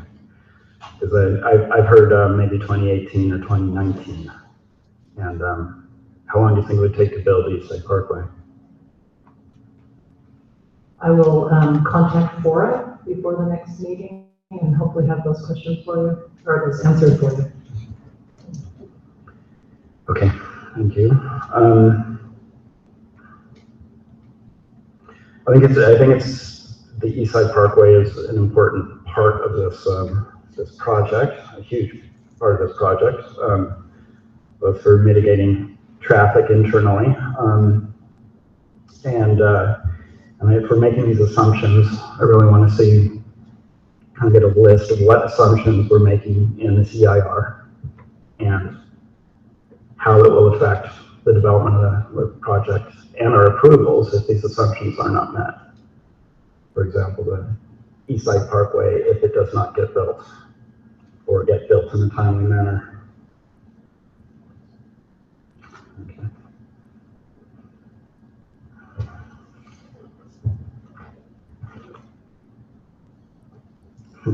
Okay, water.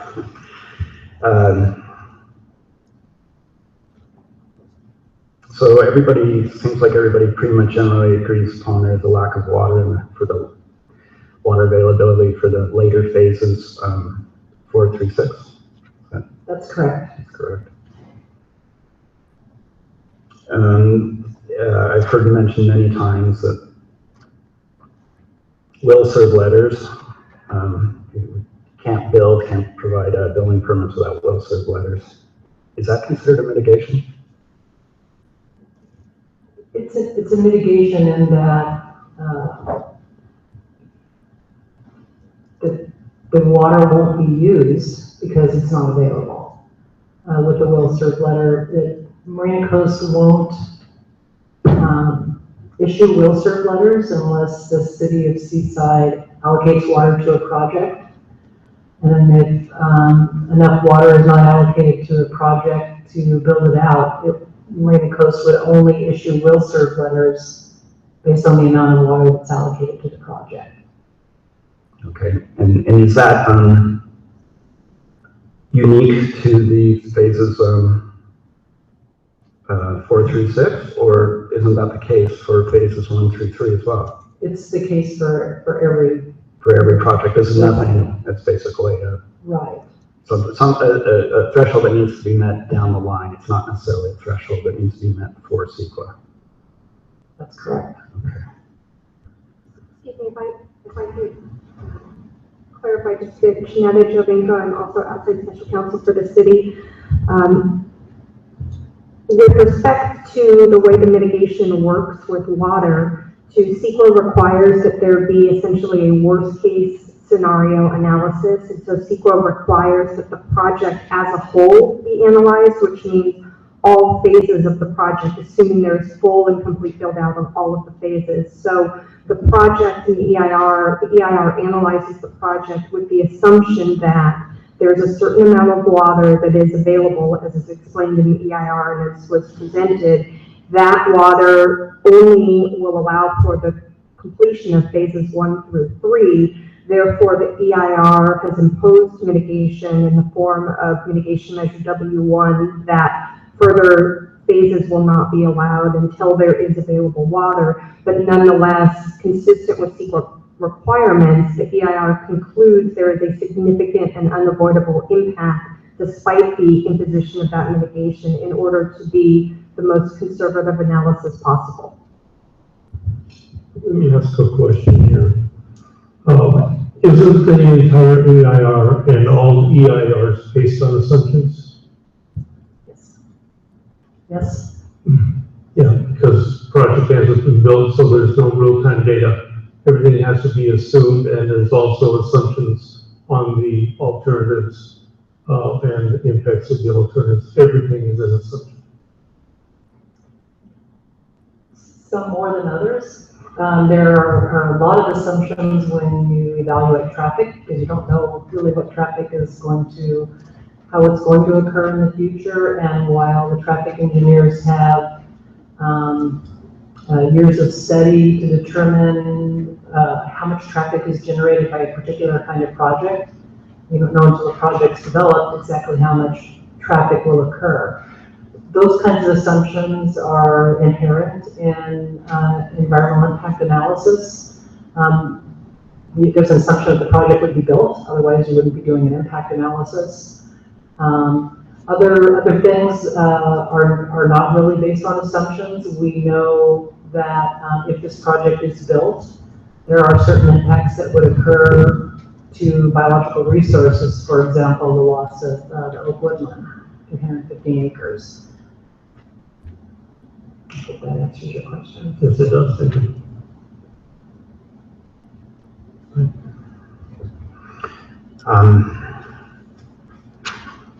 All right, so back to phases 4 through 6.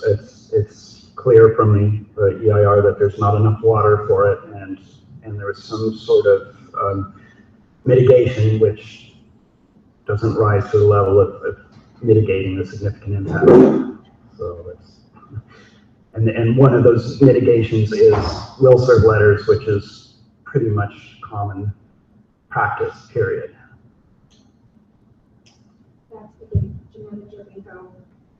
Again, that's correct in terms of the analysis is looking at the project as a whole. It analyzes what water is available based on the allocations, and therefore it goes as far as the number of phases that will be allowed based on the water that is available to be allocated, and at the point at which the water is not available based on the existing allocations and the conclusions of what is out there, the conservative analysis in the EIR concludes there is a significant and unavoidable impact for phases 4 through 6. And again, the premise of all of that is the assumption in CEQA, excuse me, not the assumption, the requirement in CEQA to consider the whole of the project. Okay, thank you. I'm glad we're considering the whole of the project. As a side, those phases are very important as far as economics go. And considering we have to, the EIR pretty much states there's no water available for those projects, that's something we definitely need to overlay on our thinking when we discuss the economics, which I think is going to be coming up sooner rather than later. So also, I think as part of the recycled water portion, was that that's augmenting phases 4 through 6, or is that augmenting phases 1 through 3? The Marine Coast Water District prepared the water supply assessment for the EIR because they have a recycled water project plan and have allocated that future recycled water to various jurisdictions. The Marine Coast Water District, in their water supply assessment, assumed at some point recycled water would be available. So that recycled water is also discussed in the water supply assessment. It would be used when available for those land uses in the project and on all of Fort Ord that can receive recycled water. So right now the Marine Coast Water District is requiring all development to be dual plumbed, meaning it's plumbing for both potable water and for recycled water, so that when they can deliver recycled water, the infrastructure to the projects is there. Okay, so I'm not sure whether to discuss this recycled water as parts of phase 4 through 6 or 1 through 3. 1 through 6. And just to clarify a bit, perhaps, the EIR states on page 4.19-24 that there's a less than significant impact concerning the recycled water demand for phases 1 through 3. So again, the focus is essentially on phases 4 through 6.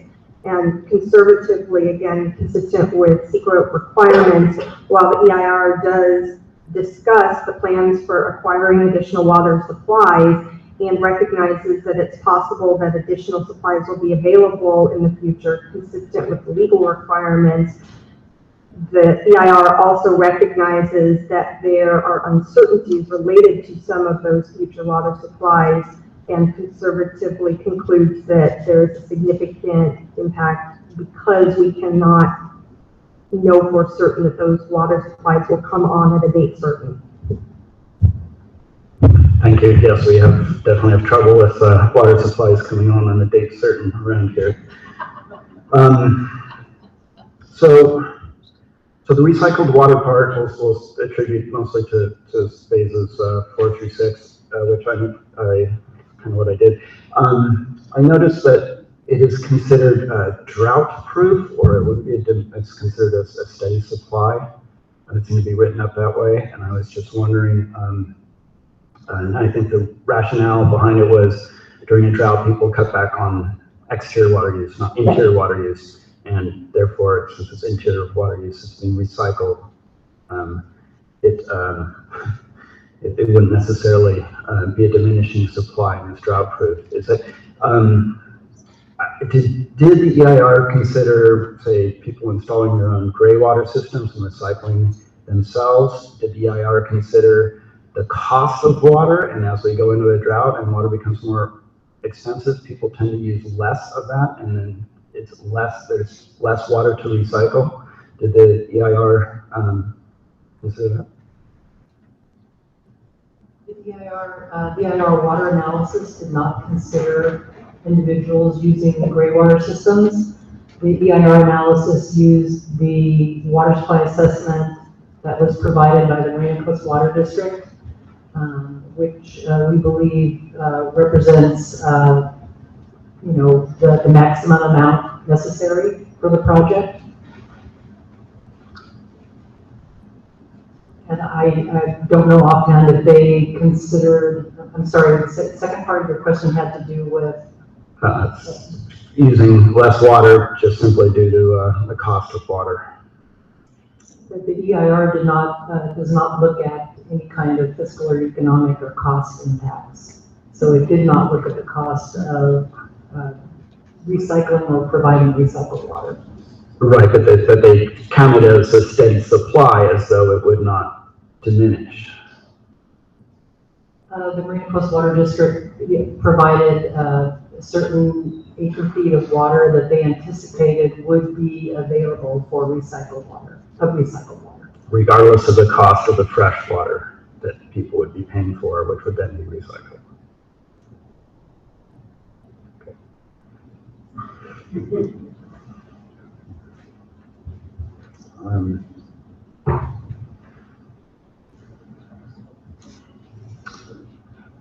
So let's go to the part that somehow the EIR actually says we have enough water for, and we have an available water supply, I guess is the term for it. The original 6,600 acre feet that was basically came from an agreement between the U.S. Army and Monterey County Regional Water. Monterey County Water Resources Agency. Thank you. That was the original agreement, I think in September '93. Is that anywhere in our packets? So we can kind of know from the get-go where this water comes from?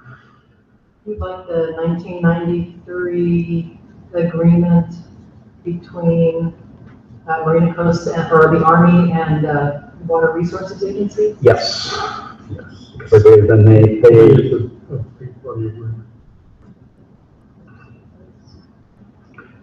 and that was 93, that was 23 years ago. I'm concerned that some aspects of that might have been forgotten.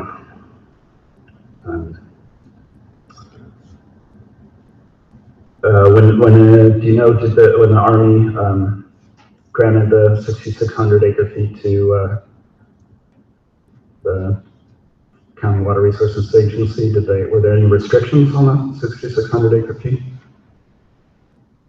I'm not familiar with the 1993 agreement, but the 6,600 acre feet that is discussed in the EIR came from the Marina Coast Water District and FORA, and I believe it was a settlement between FORA and the Sierra Club when the base reuse plan was adopted. That for redevelopment of the base, only 6,600 acre feet of groundwater from the Salinas Valley groundwater basin could be used for development of corridor. Okay, that does sound familiar, but I'm interested if there were any conditions put on the use of that, those 6,600 acre feet, and also how it relates to any water augmentation. Because I do believe water augmentation is a major part of the available water. Is that true? That water is not currently available, and so when Marina Coast Water District prepared the water supply assessment, they made some assumptions about when recycled water would be available. They made some assumptions about when the project would be developed, if approved. Those dates have come and gone for both assumptions. But the bottom line is that based on the need for water for phases 1 and 3, if Seaside and the county allocated all of the remaining water, there would be enough water for phases 1 through 3. Now, if recycled water comes online, some of that water would be backed off because the recycled water could be provided to those phases for those uses that can accept recycled water. So that water would then be available for future phases of the project. Okay, so the augmented water is more considered in the phases 4 through 6. The augmented water, when available, would be provided to every phase. Okay, I would like to see how the agreement addresses an augmented water supply. The 1993 agreement? Yes, please. That would be in the agreement with FORA. Yeah. Sorry, it's been going on so long, I think that was 2 computers ago that I actually had a copy of that agreement. You can still download it from the FORA website. I looked for it, actually. It's in.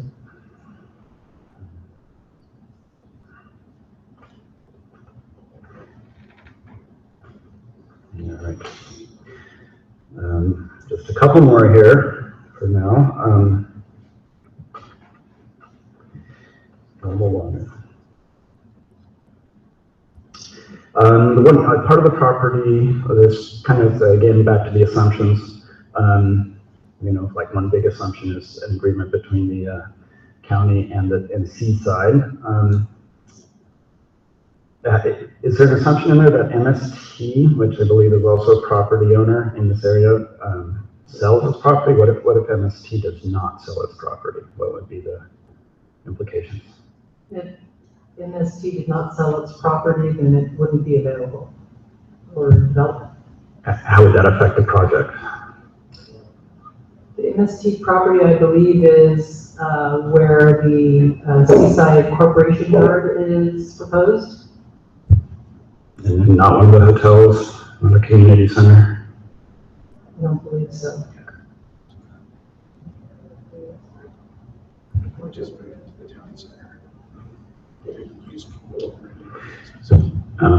If we can, yeah, if we can find out about that and answer us at the next meeting, I'd appreciate it. I'd like to know how MST not selling their property, how that would affect the plan.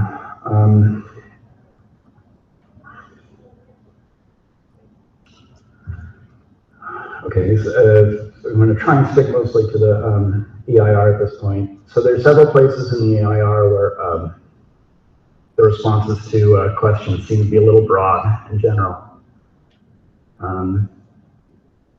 Specifically looking at PA as 17-21, 17-22, which then refers to other answers and refers to other responses. And those other responses are multiple pages. PA5 is multiple pages.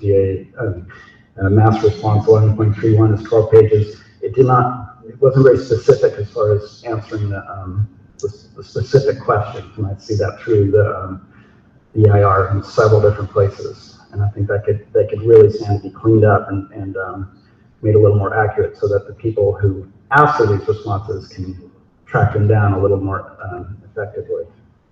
If I could just address that briefly again, Manager and Special Counsel for the city. Can't hear you.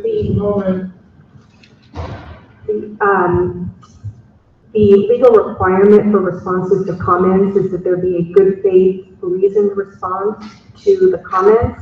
And the case law takes a broad approach in terms of considering the scope of comments as a whole. It's allowable to refer both to a master response, which is designed to address several individual comments that raise similar issues and provide a consistent and overall broad response that addresses the issue, and also to refer back to other comments that raise, or excuse me, other responses to comments that raise the same or very similar issues. So there was a good faith, reasoned response and effort to address the individual comments and also the issues that they raised as a whole and broadly as well. So it's a good faith response refers you to an 11-page response, including a master response that's considered that specific enough. The intent there, I believe, and this is something that certainly the IR consultant can address at the next meeting, but the intent there is to provide as much information as possible. So if a comment raises issues covering several different areas, the intent of the response is to provide answers to each and every one of the aspects of the comment by providing information and directing the commenter to other responses where that information is already in existence. Thank you. I have just a few more questions on the, probably more on the specific plan and the economics of this. Are we going to address this at a later point, or do you want to stick to the EIR now? Well, it's, if you want to talk about the specific plan, but the financial, economic aspects are in the plan. Okay, just for clarification's sake, staff, if because of the significant and unmitigatable impacts, I think there's 7 of them, we need to find statements of overriding considerations in order to certify this EIR. That's correct. That's correct. And those statements may involve things like economics, jobs, and all that. So they may, I'm not saying what they will. They may, okay. So I just want to be sure that we thoroughly flush out the economics, I mean, anything that comes up in that. Councilmember Campbell, just to clarify, it's a subtle nuance, but the certification of the EIR is separate from the statement of overriding considerations.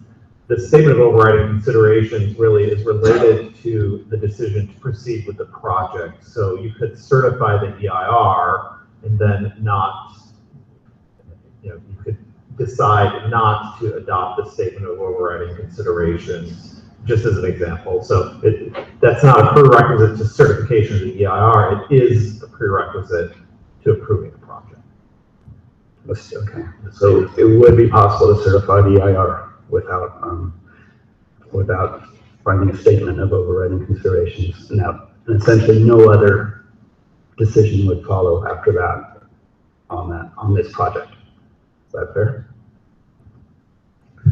If the council were to conclude that the adverse impacts of the project were not outweighed by the benefits of the project, then that would be the end of the inquiry.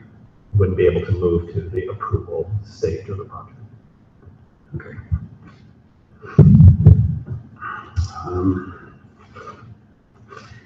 I think that's it for now. Thank you. Mr. Chago. Councilman Campbell took all my questions, so we'll try to simplify this.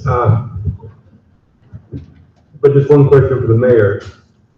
At the last meeting, after the developer spoke, we didn't have a chance to ask them any questions. I have like 6 or 7 questions real quick. Can we ask some of those questions, or are we just focusing on the EIR? Well, when we started tonight, I asked if anybody had any further questions from the presentations. Oh, okay.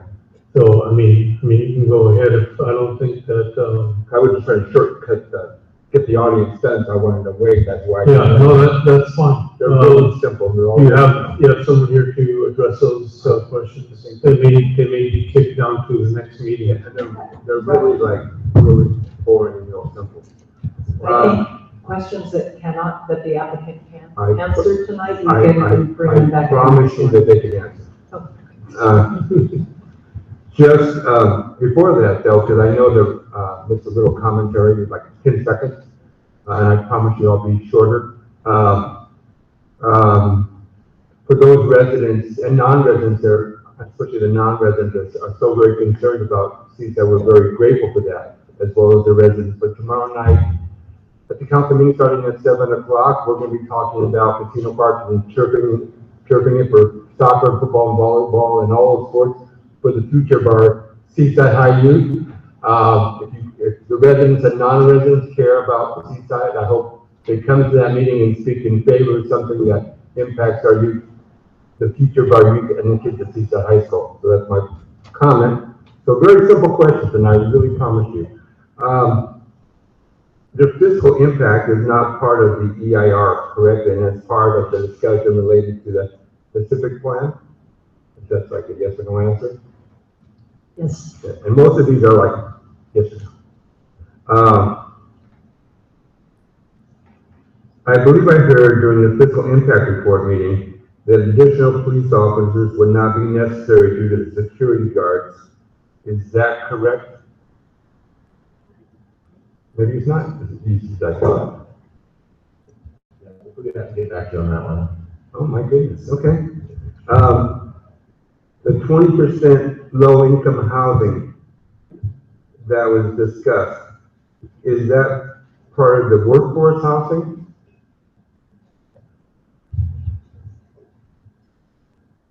The city has an affordable housing ordinance that requires 20% to meet certain standards. The workforce housing that's discussed in the specific plan is separate from that.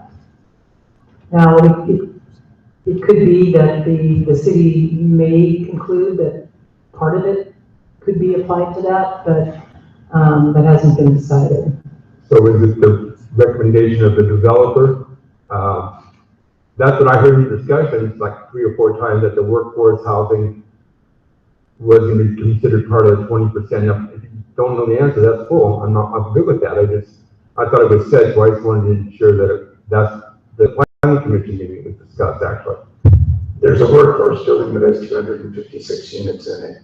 1/3 of low-income housing is in that building, which has to be approved by the council. The rest of it is still left over for additional workforce. Yeah, So 1/3 of the 176 units is in that building.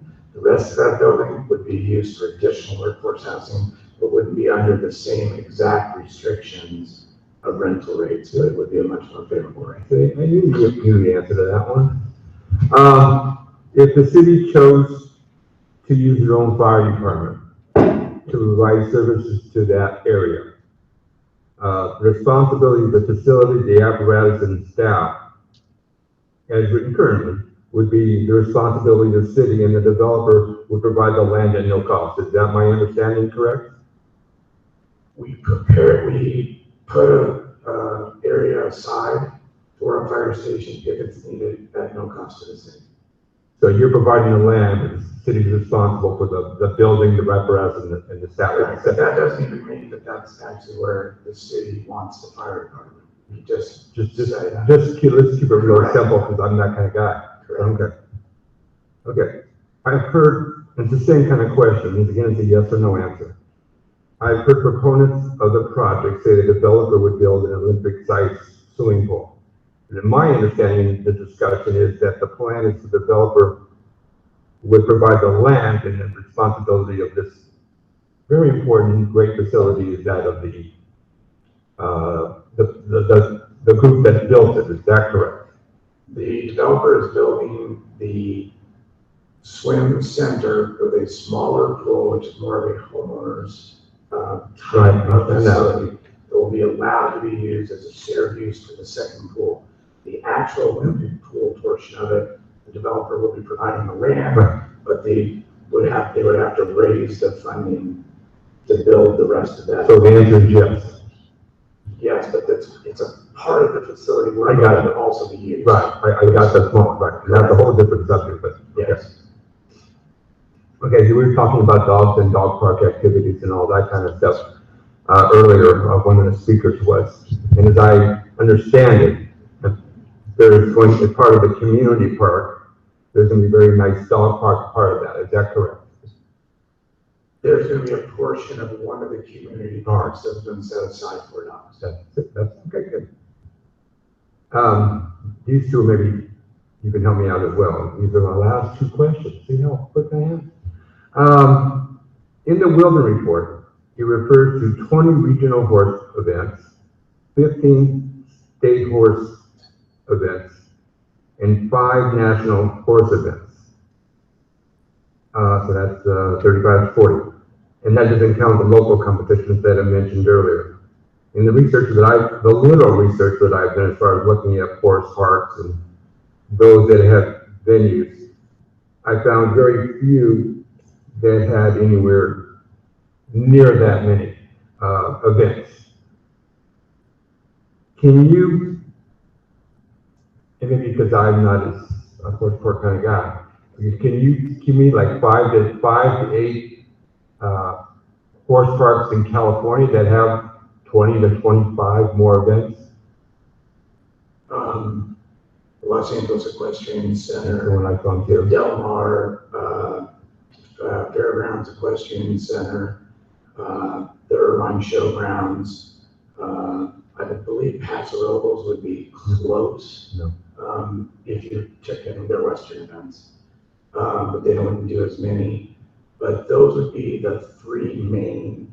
But in California, it's a little bit, in Southern California, it's a little bit different. They have a lot of regional places like Camelot, would be one of them. Elvin Star would be one. They don't do the smaller regional shows at their big events. Those are subbed out in smaller facilities. Monterey would consolidate everything into one facility. Okay. My last one, this is one that's I'm sure you'll help me because it's my last question. You know, I think it's really important that we all learn and change as time goes on and make different decisions on what we all do. But I'm just curious, and this is for the developer. I had a community meeting a while back, and the developer said that if the horse racing and gambling was not part of the project, the overall Monterey Gallons overall project would not be in Seaside.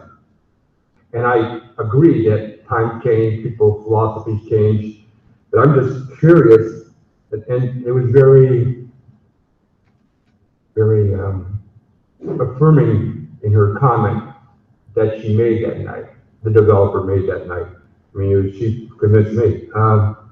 Can you explain? No, I don't think that's what the comment was. Oh, it was. I think the comment was that if Seaside didn't go for the project to do it, what would Monterey and Downs do? And Monterey Downs said they would just take out the Seaside portion and continue to get approval on the county only. Well, that was the answer. Our memories are totally different, but that's a different discussion. Exactly.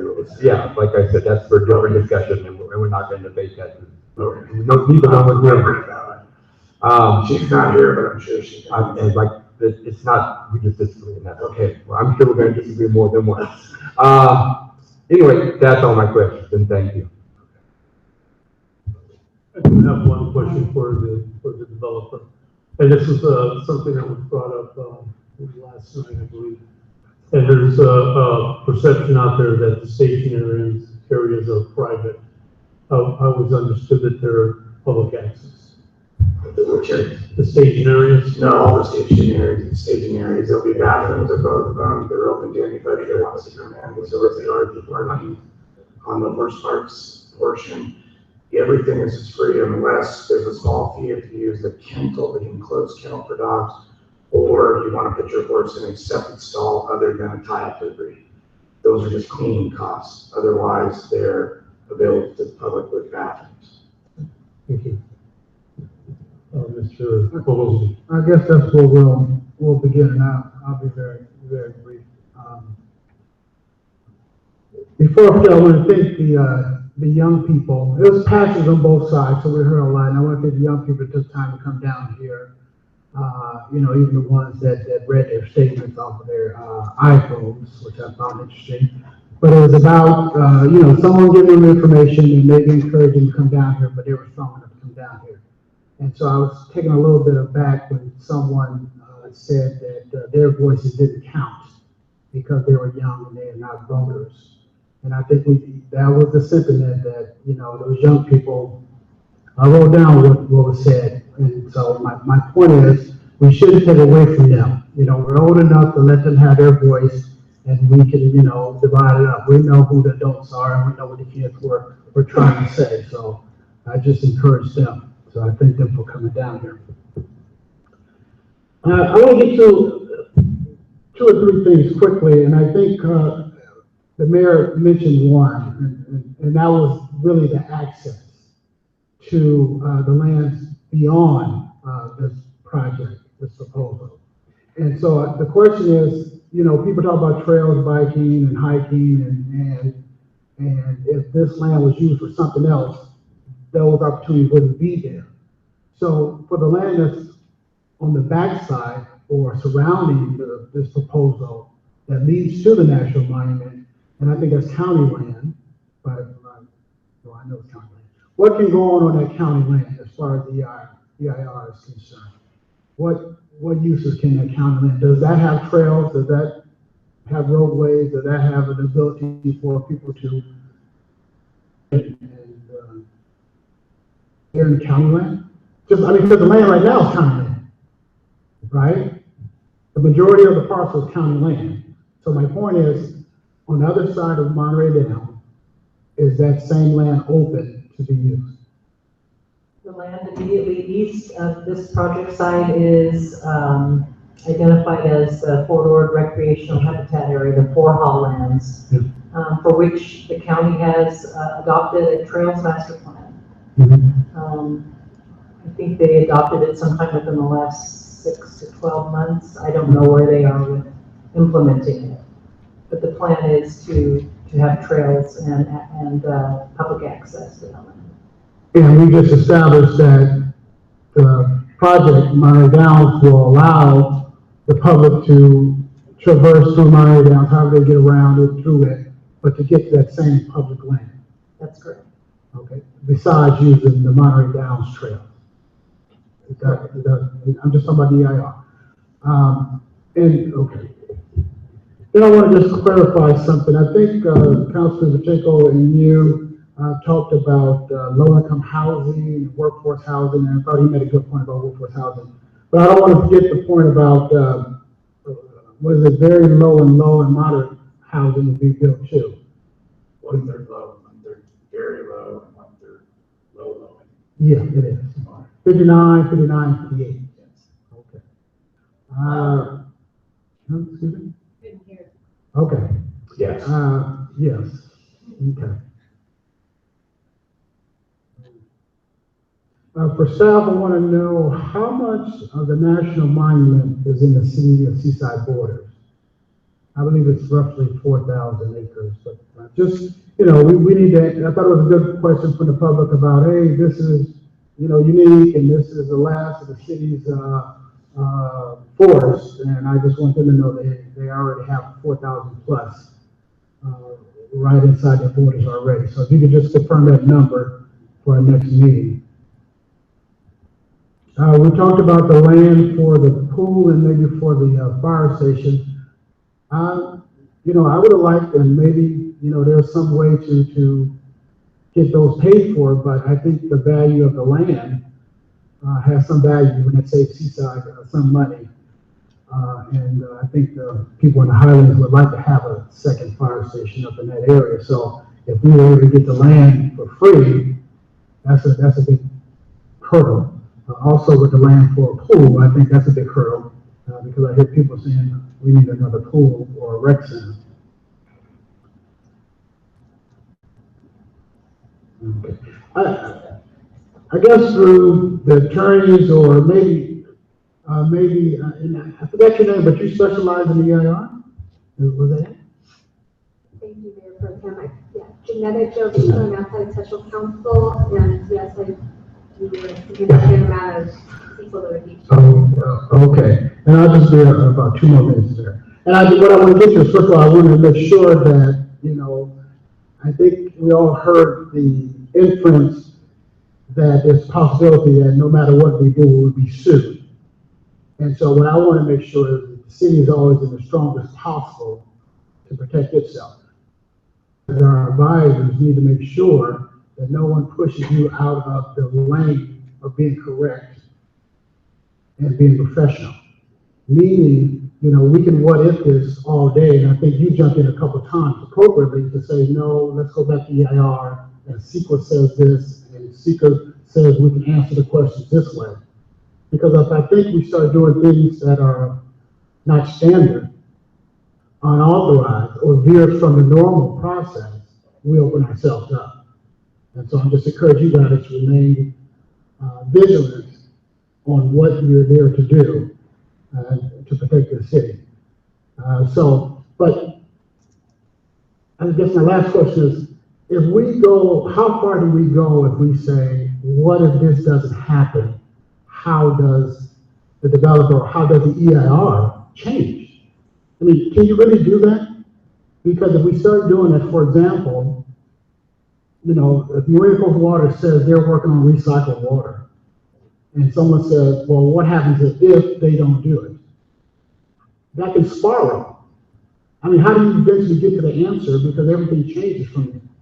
So I think at a certain point, you guys as professionals have to say, well, we can only go by the information they gave us. That's the standard. That's the normal standard.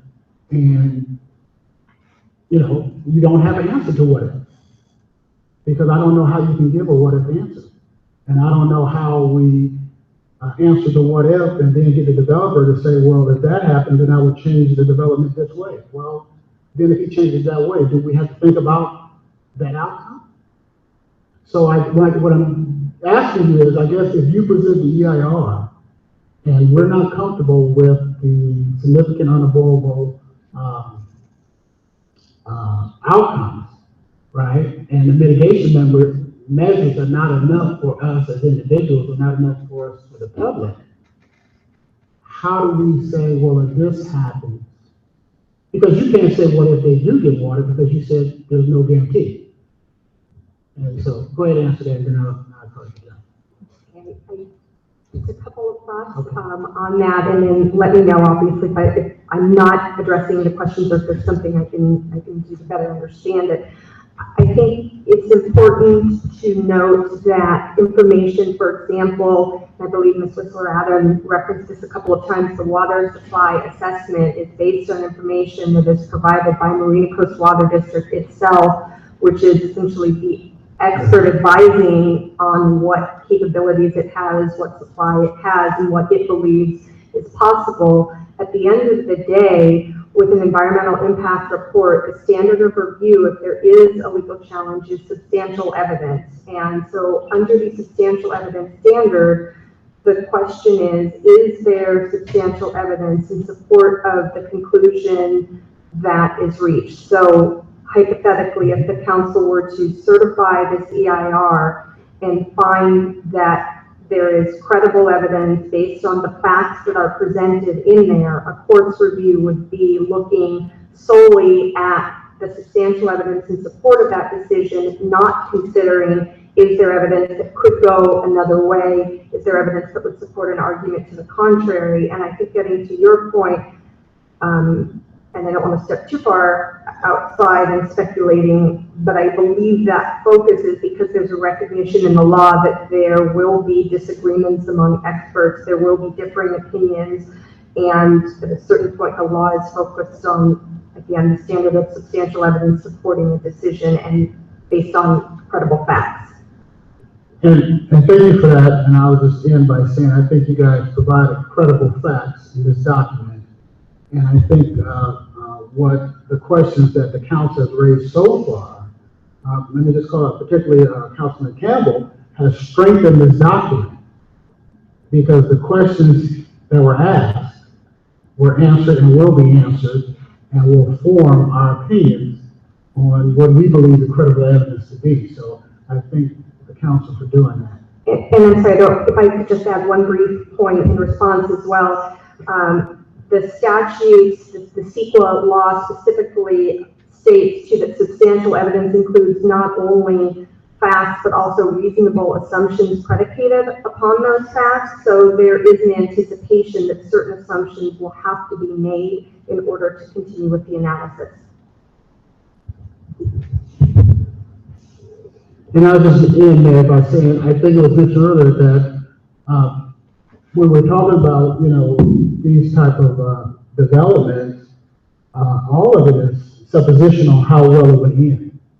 So there's no, there's no fact to really say other than due diligence. So thank you very much. So the EIR is a snapshot in time of the facts as they are known then, and the assumptions made based on those facts as presented. And it's job of the city council to do due diligence to dig into those facts and the findings and find one way or another whether the EIR was prepared to the standard of the CEQA law. And if it is, then it meets the standard and can be certified. That does not approve the project. That does not take care of mitigations. It doesn't take care of anything else but say that, yes, this was done correctly under the CEQA law. Yes, two points on that. The standard that the council will be applying, considering this, is in the exercise of its independent judgment whether the legal requirements of CEQA. With respect to the mitigation, though, the EIR does propose mitigation, and typically if an EIR is certified, those mitigation measures are also considered to be part of the environmental document. Correct. So, but what I was speaking about the mitigations was for the unavoidable impacts and the conditions that we place on the developer. While there may be mitigations that we talk about, the only real way that we can make sure that those mitigations are met is through conditions imposed on the developer.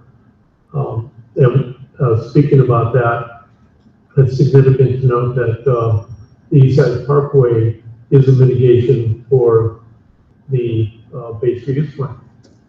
It's a major CEQA mitigation. It is required by the base reuse plan, CEQA document. So, when we start talking about what if on that one, we're going down a rabbit hole. Is required, there's no way we can get around that unless we go back to the original plan, which requires a road through the national monument, and I don't think anybody wants that. A lot of settlements were made with the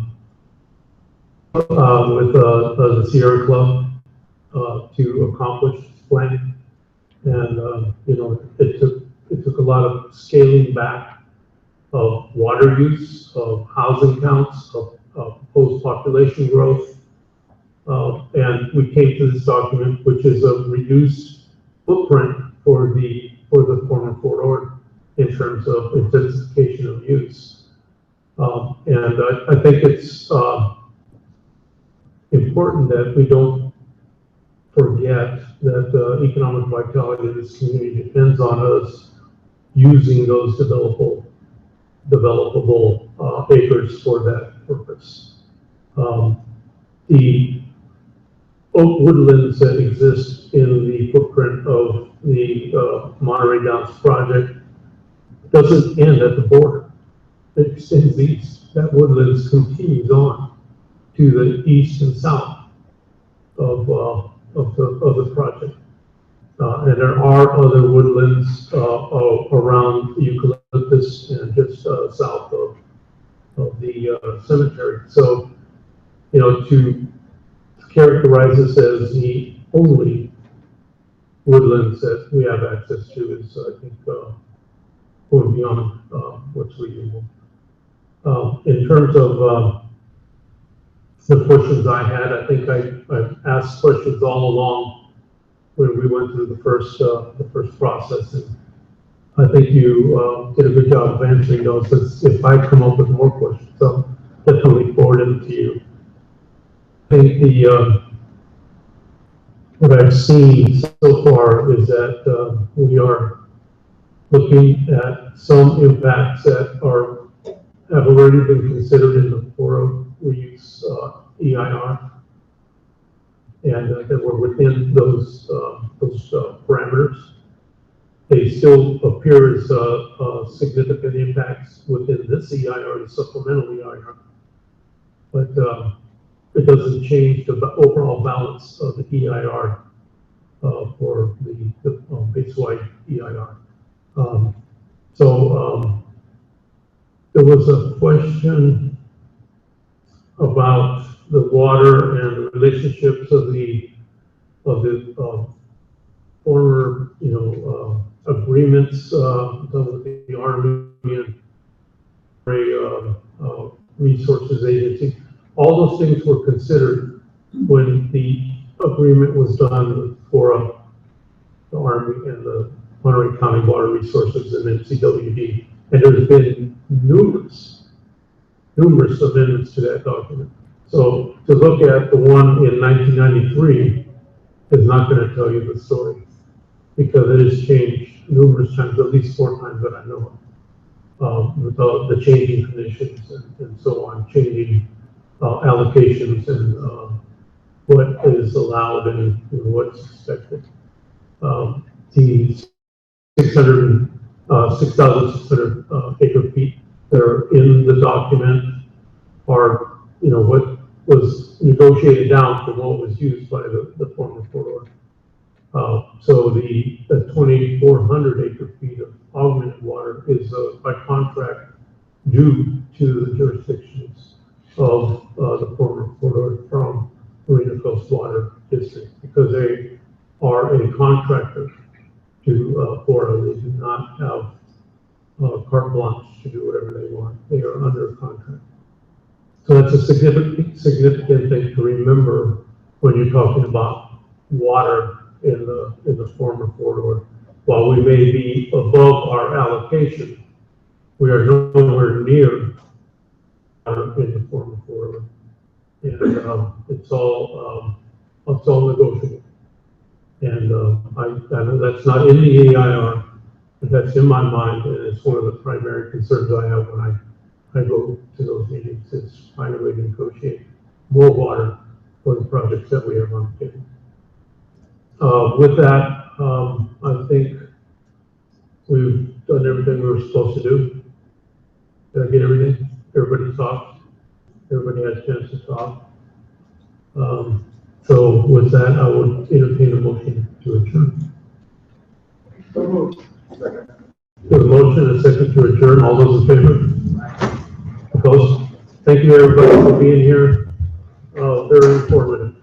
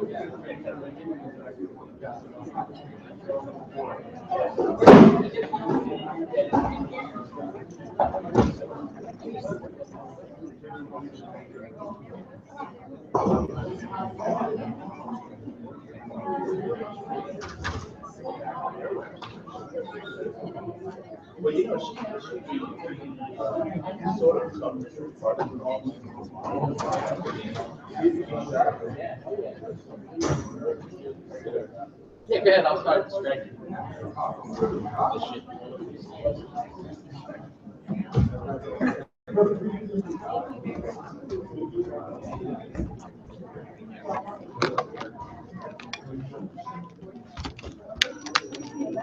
Hey, Kevin, what's up, man? You doing the audio on this thing? I am, yeah. Excellent.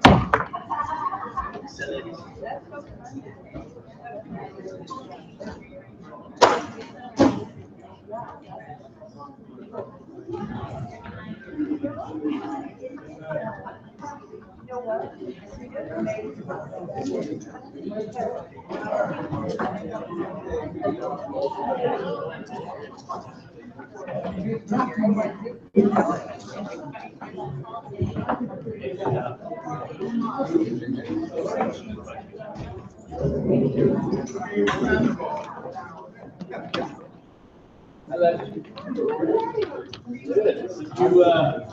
you get a work? Awesome. Very good. Wow, how was calling you?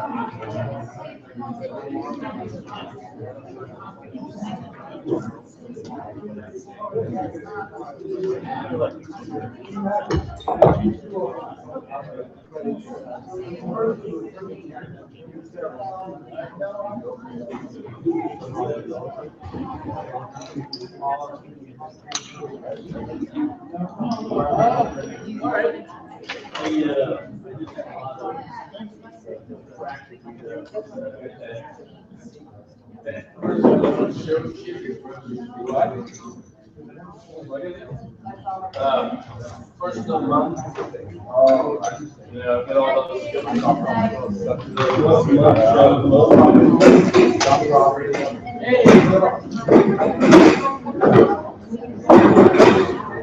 So just gonna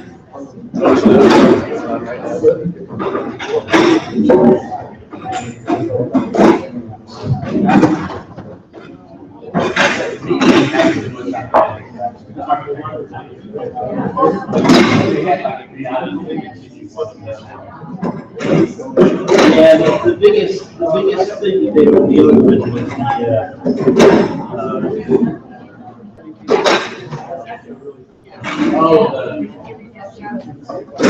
the museum.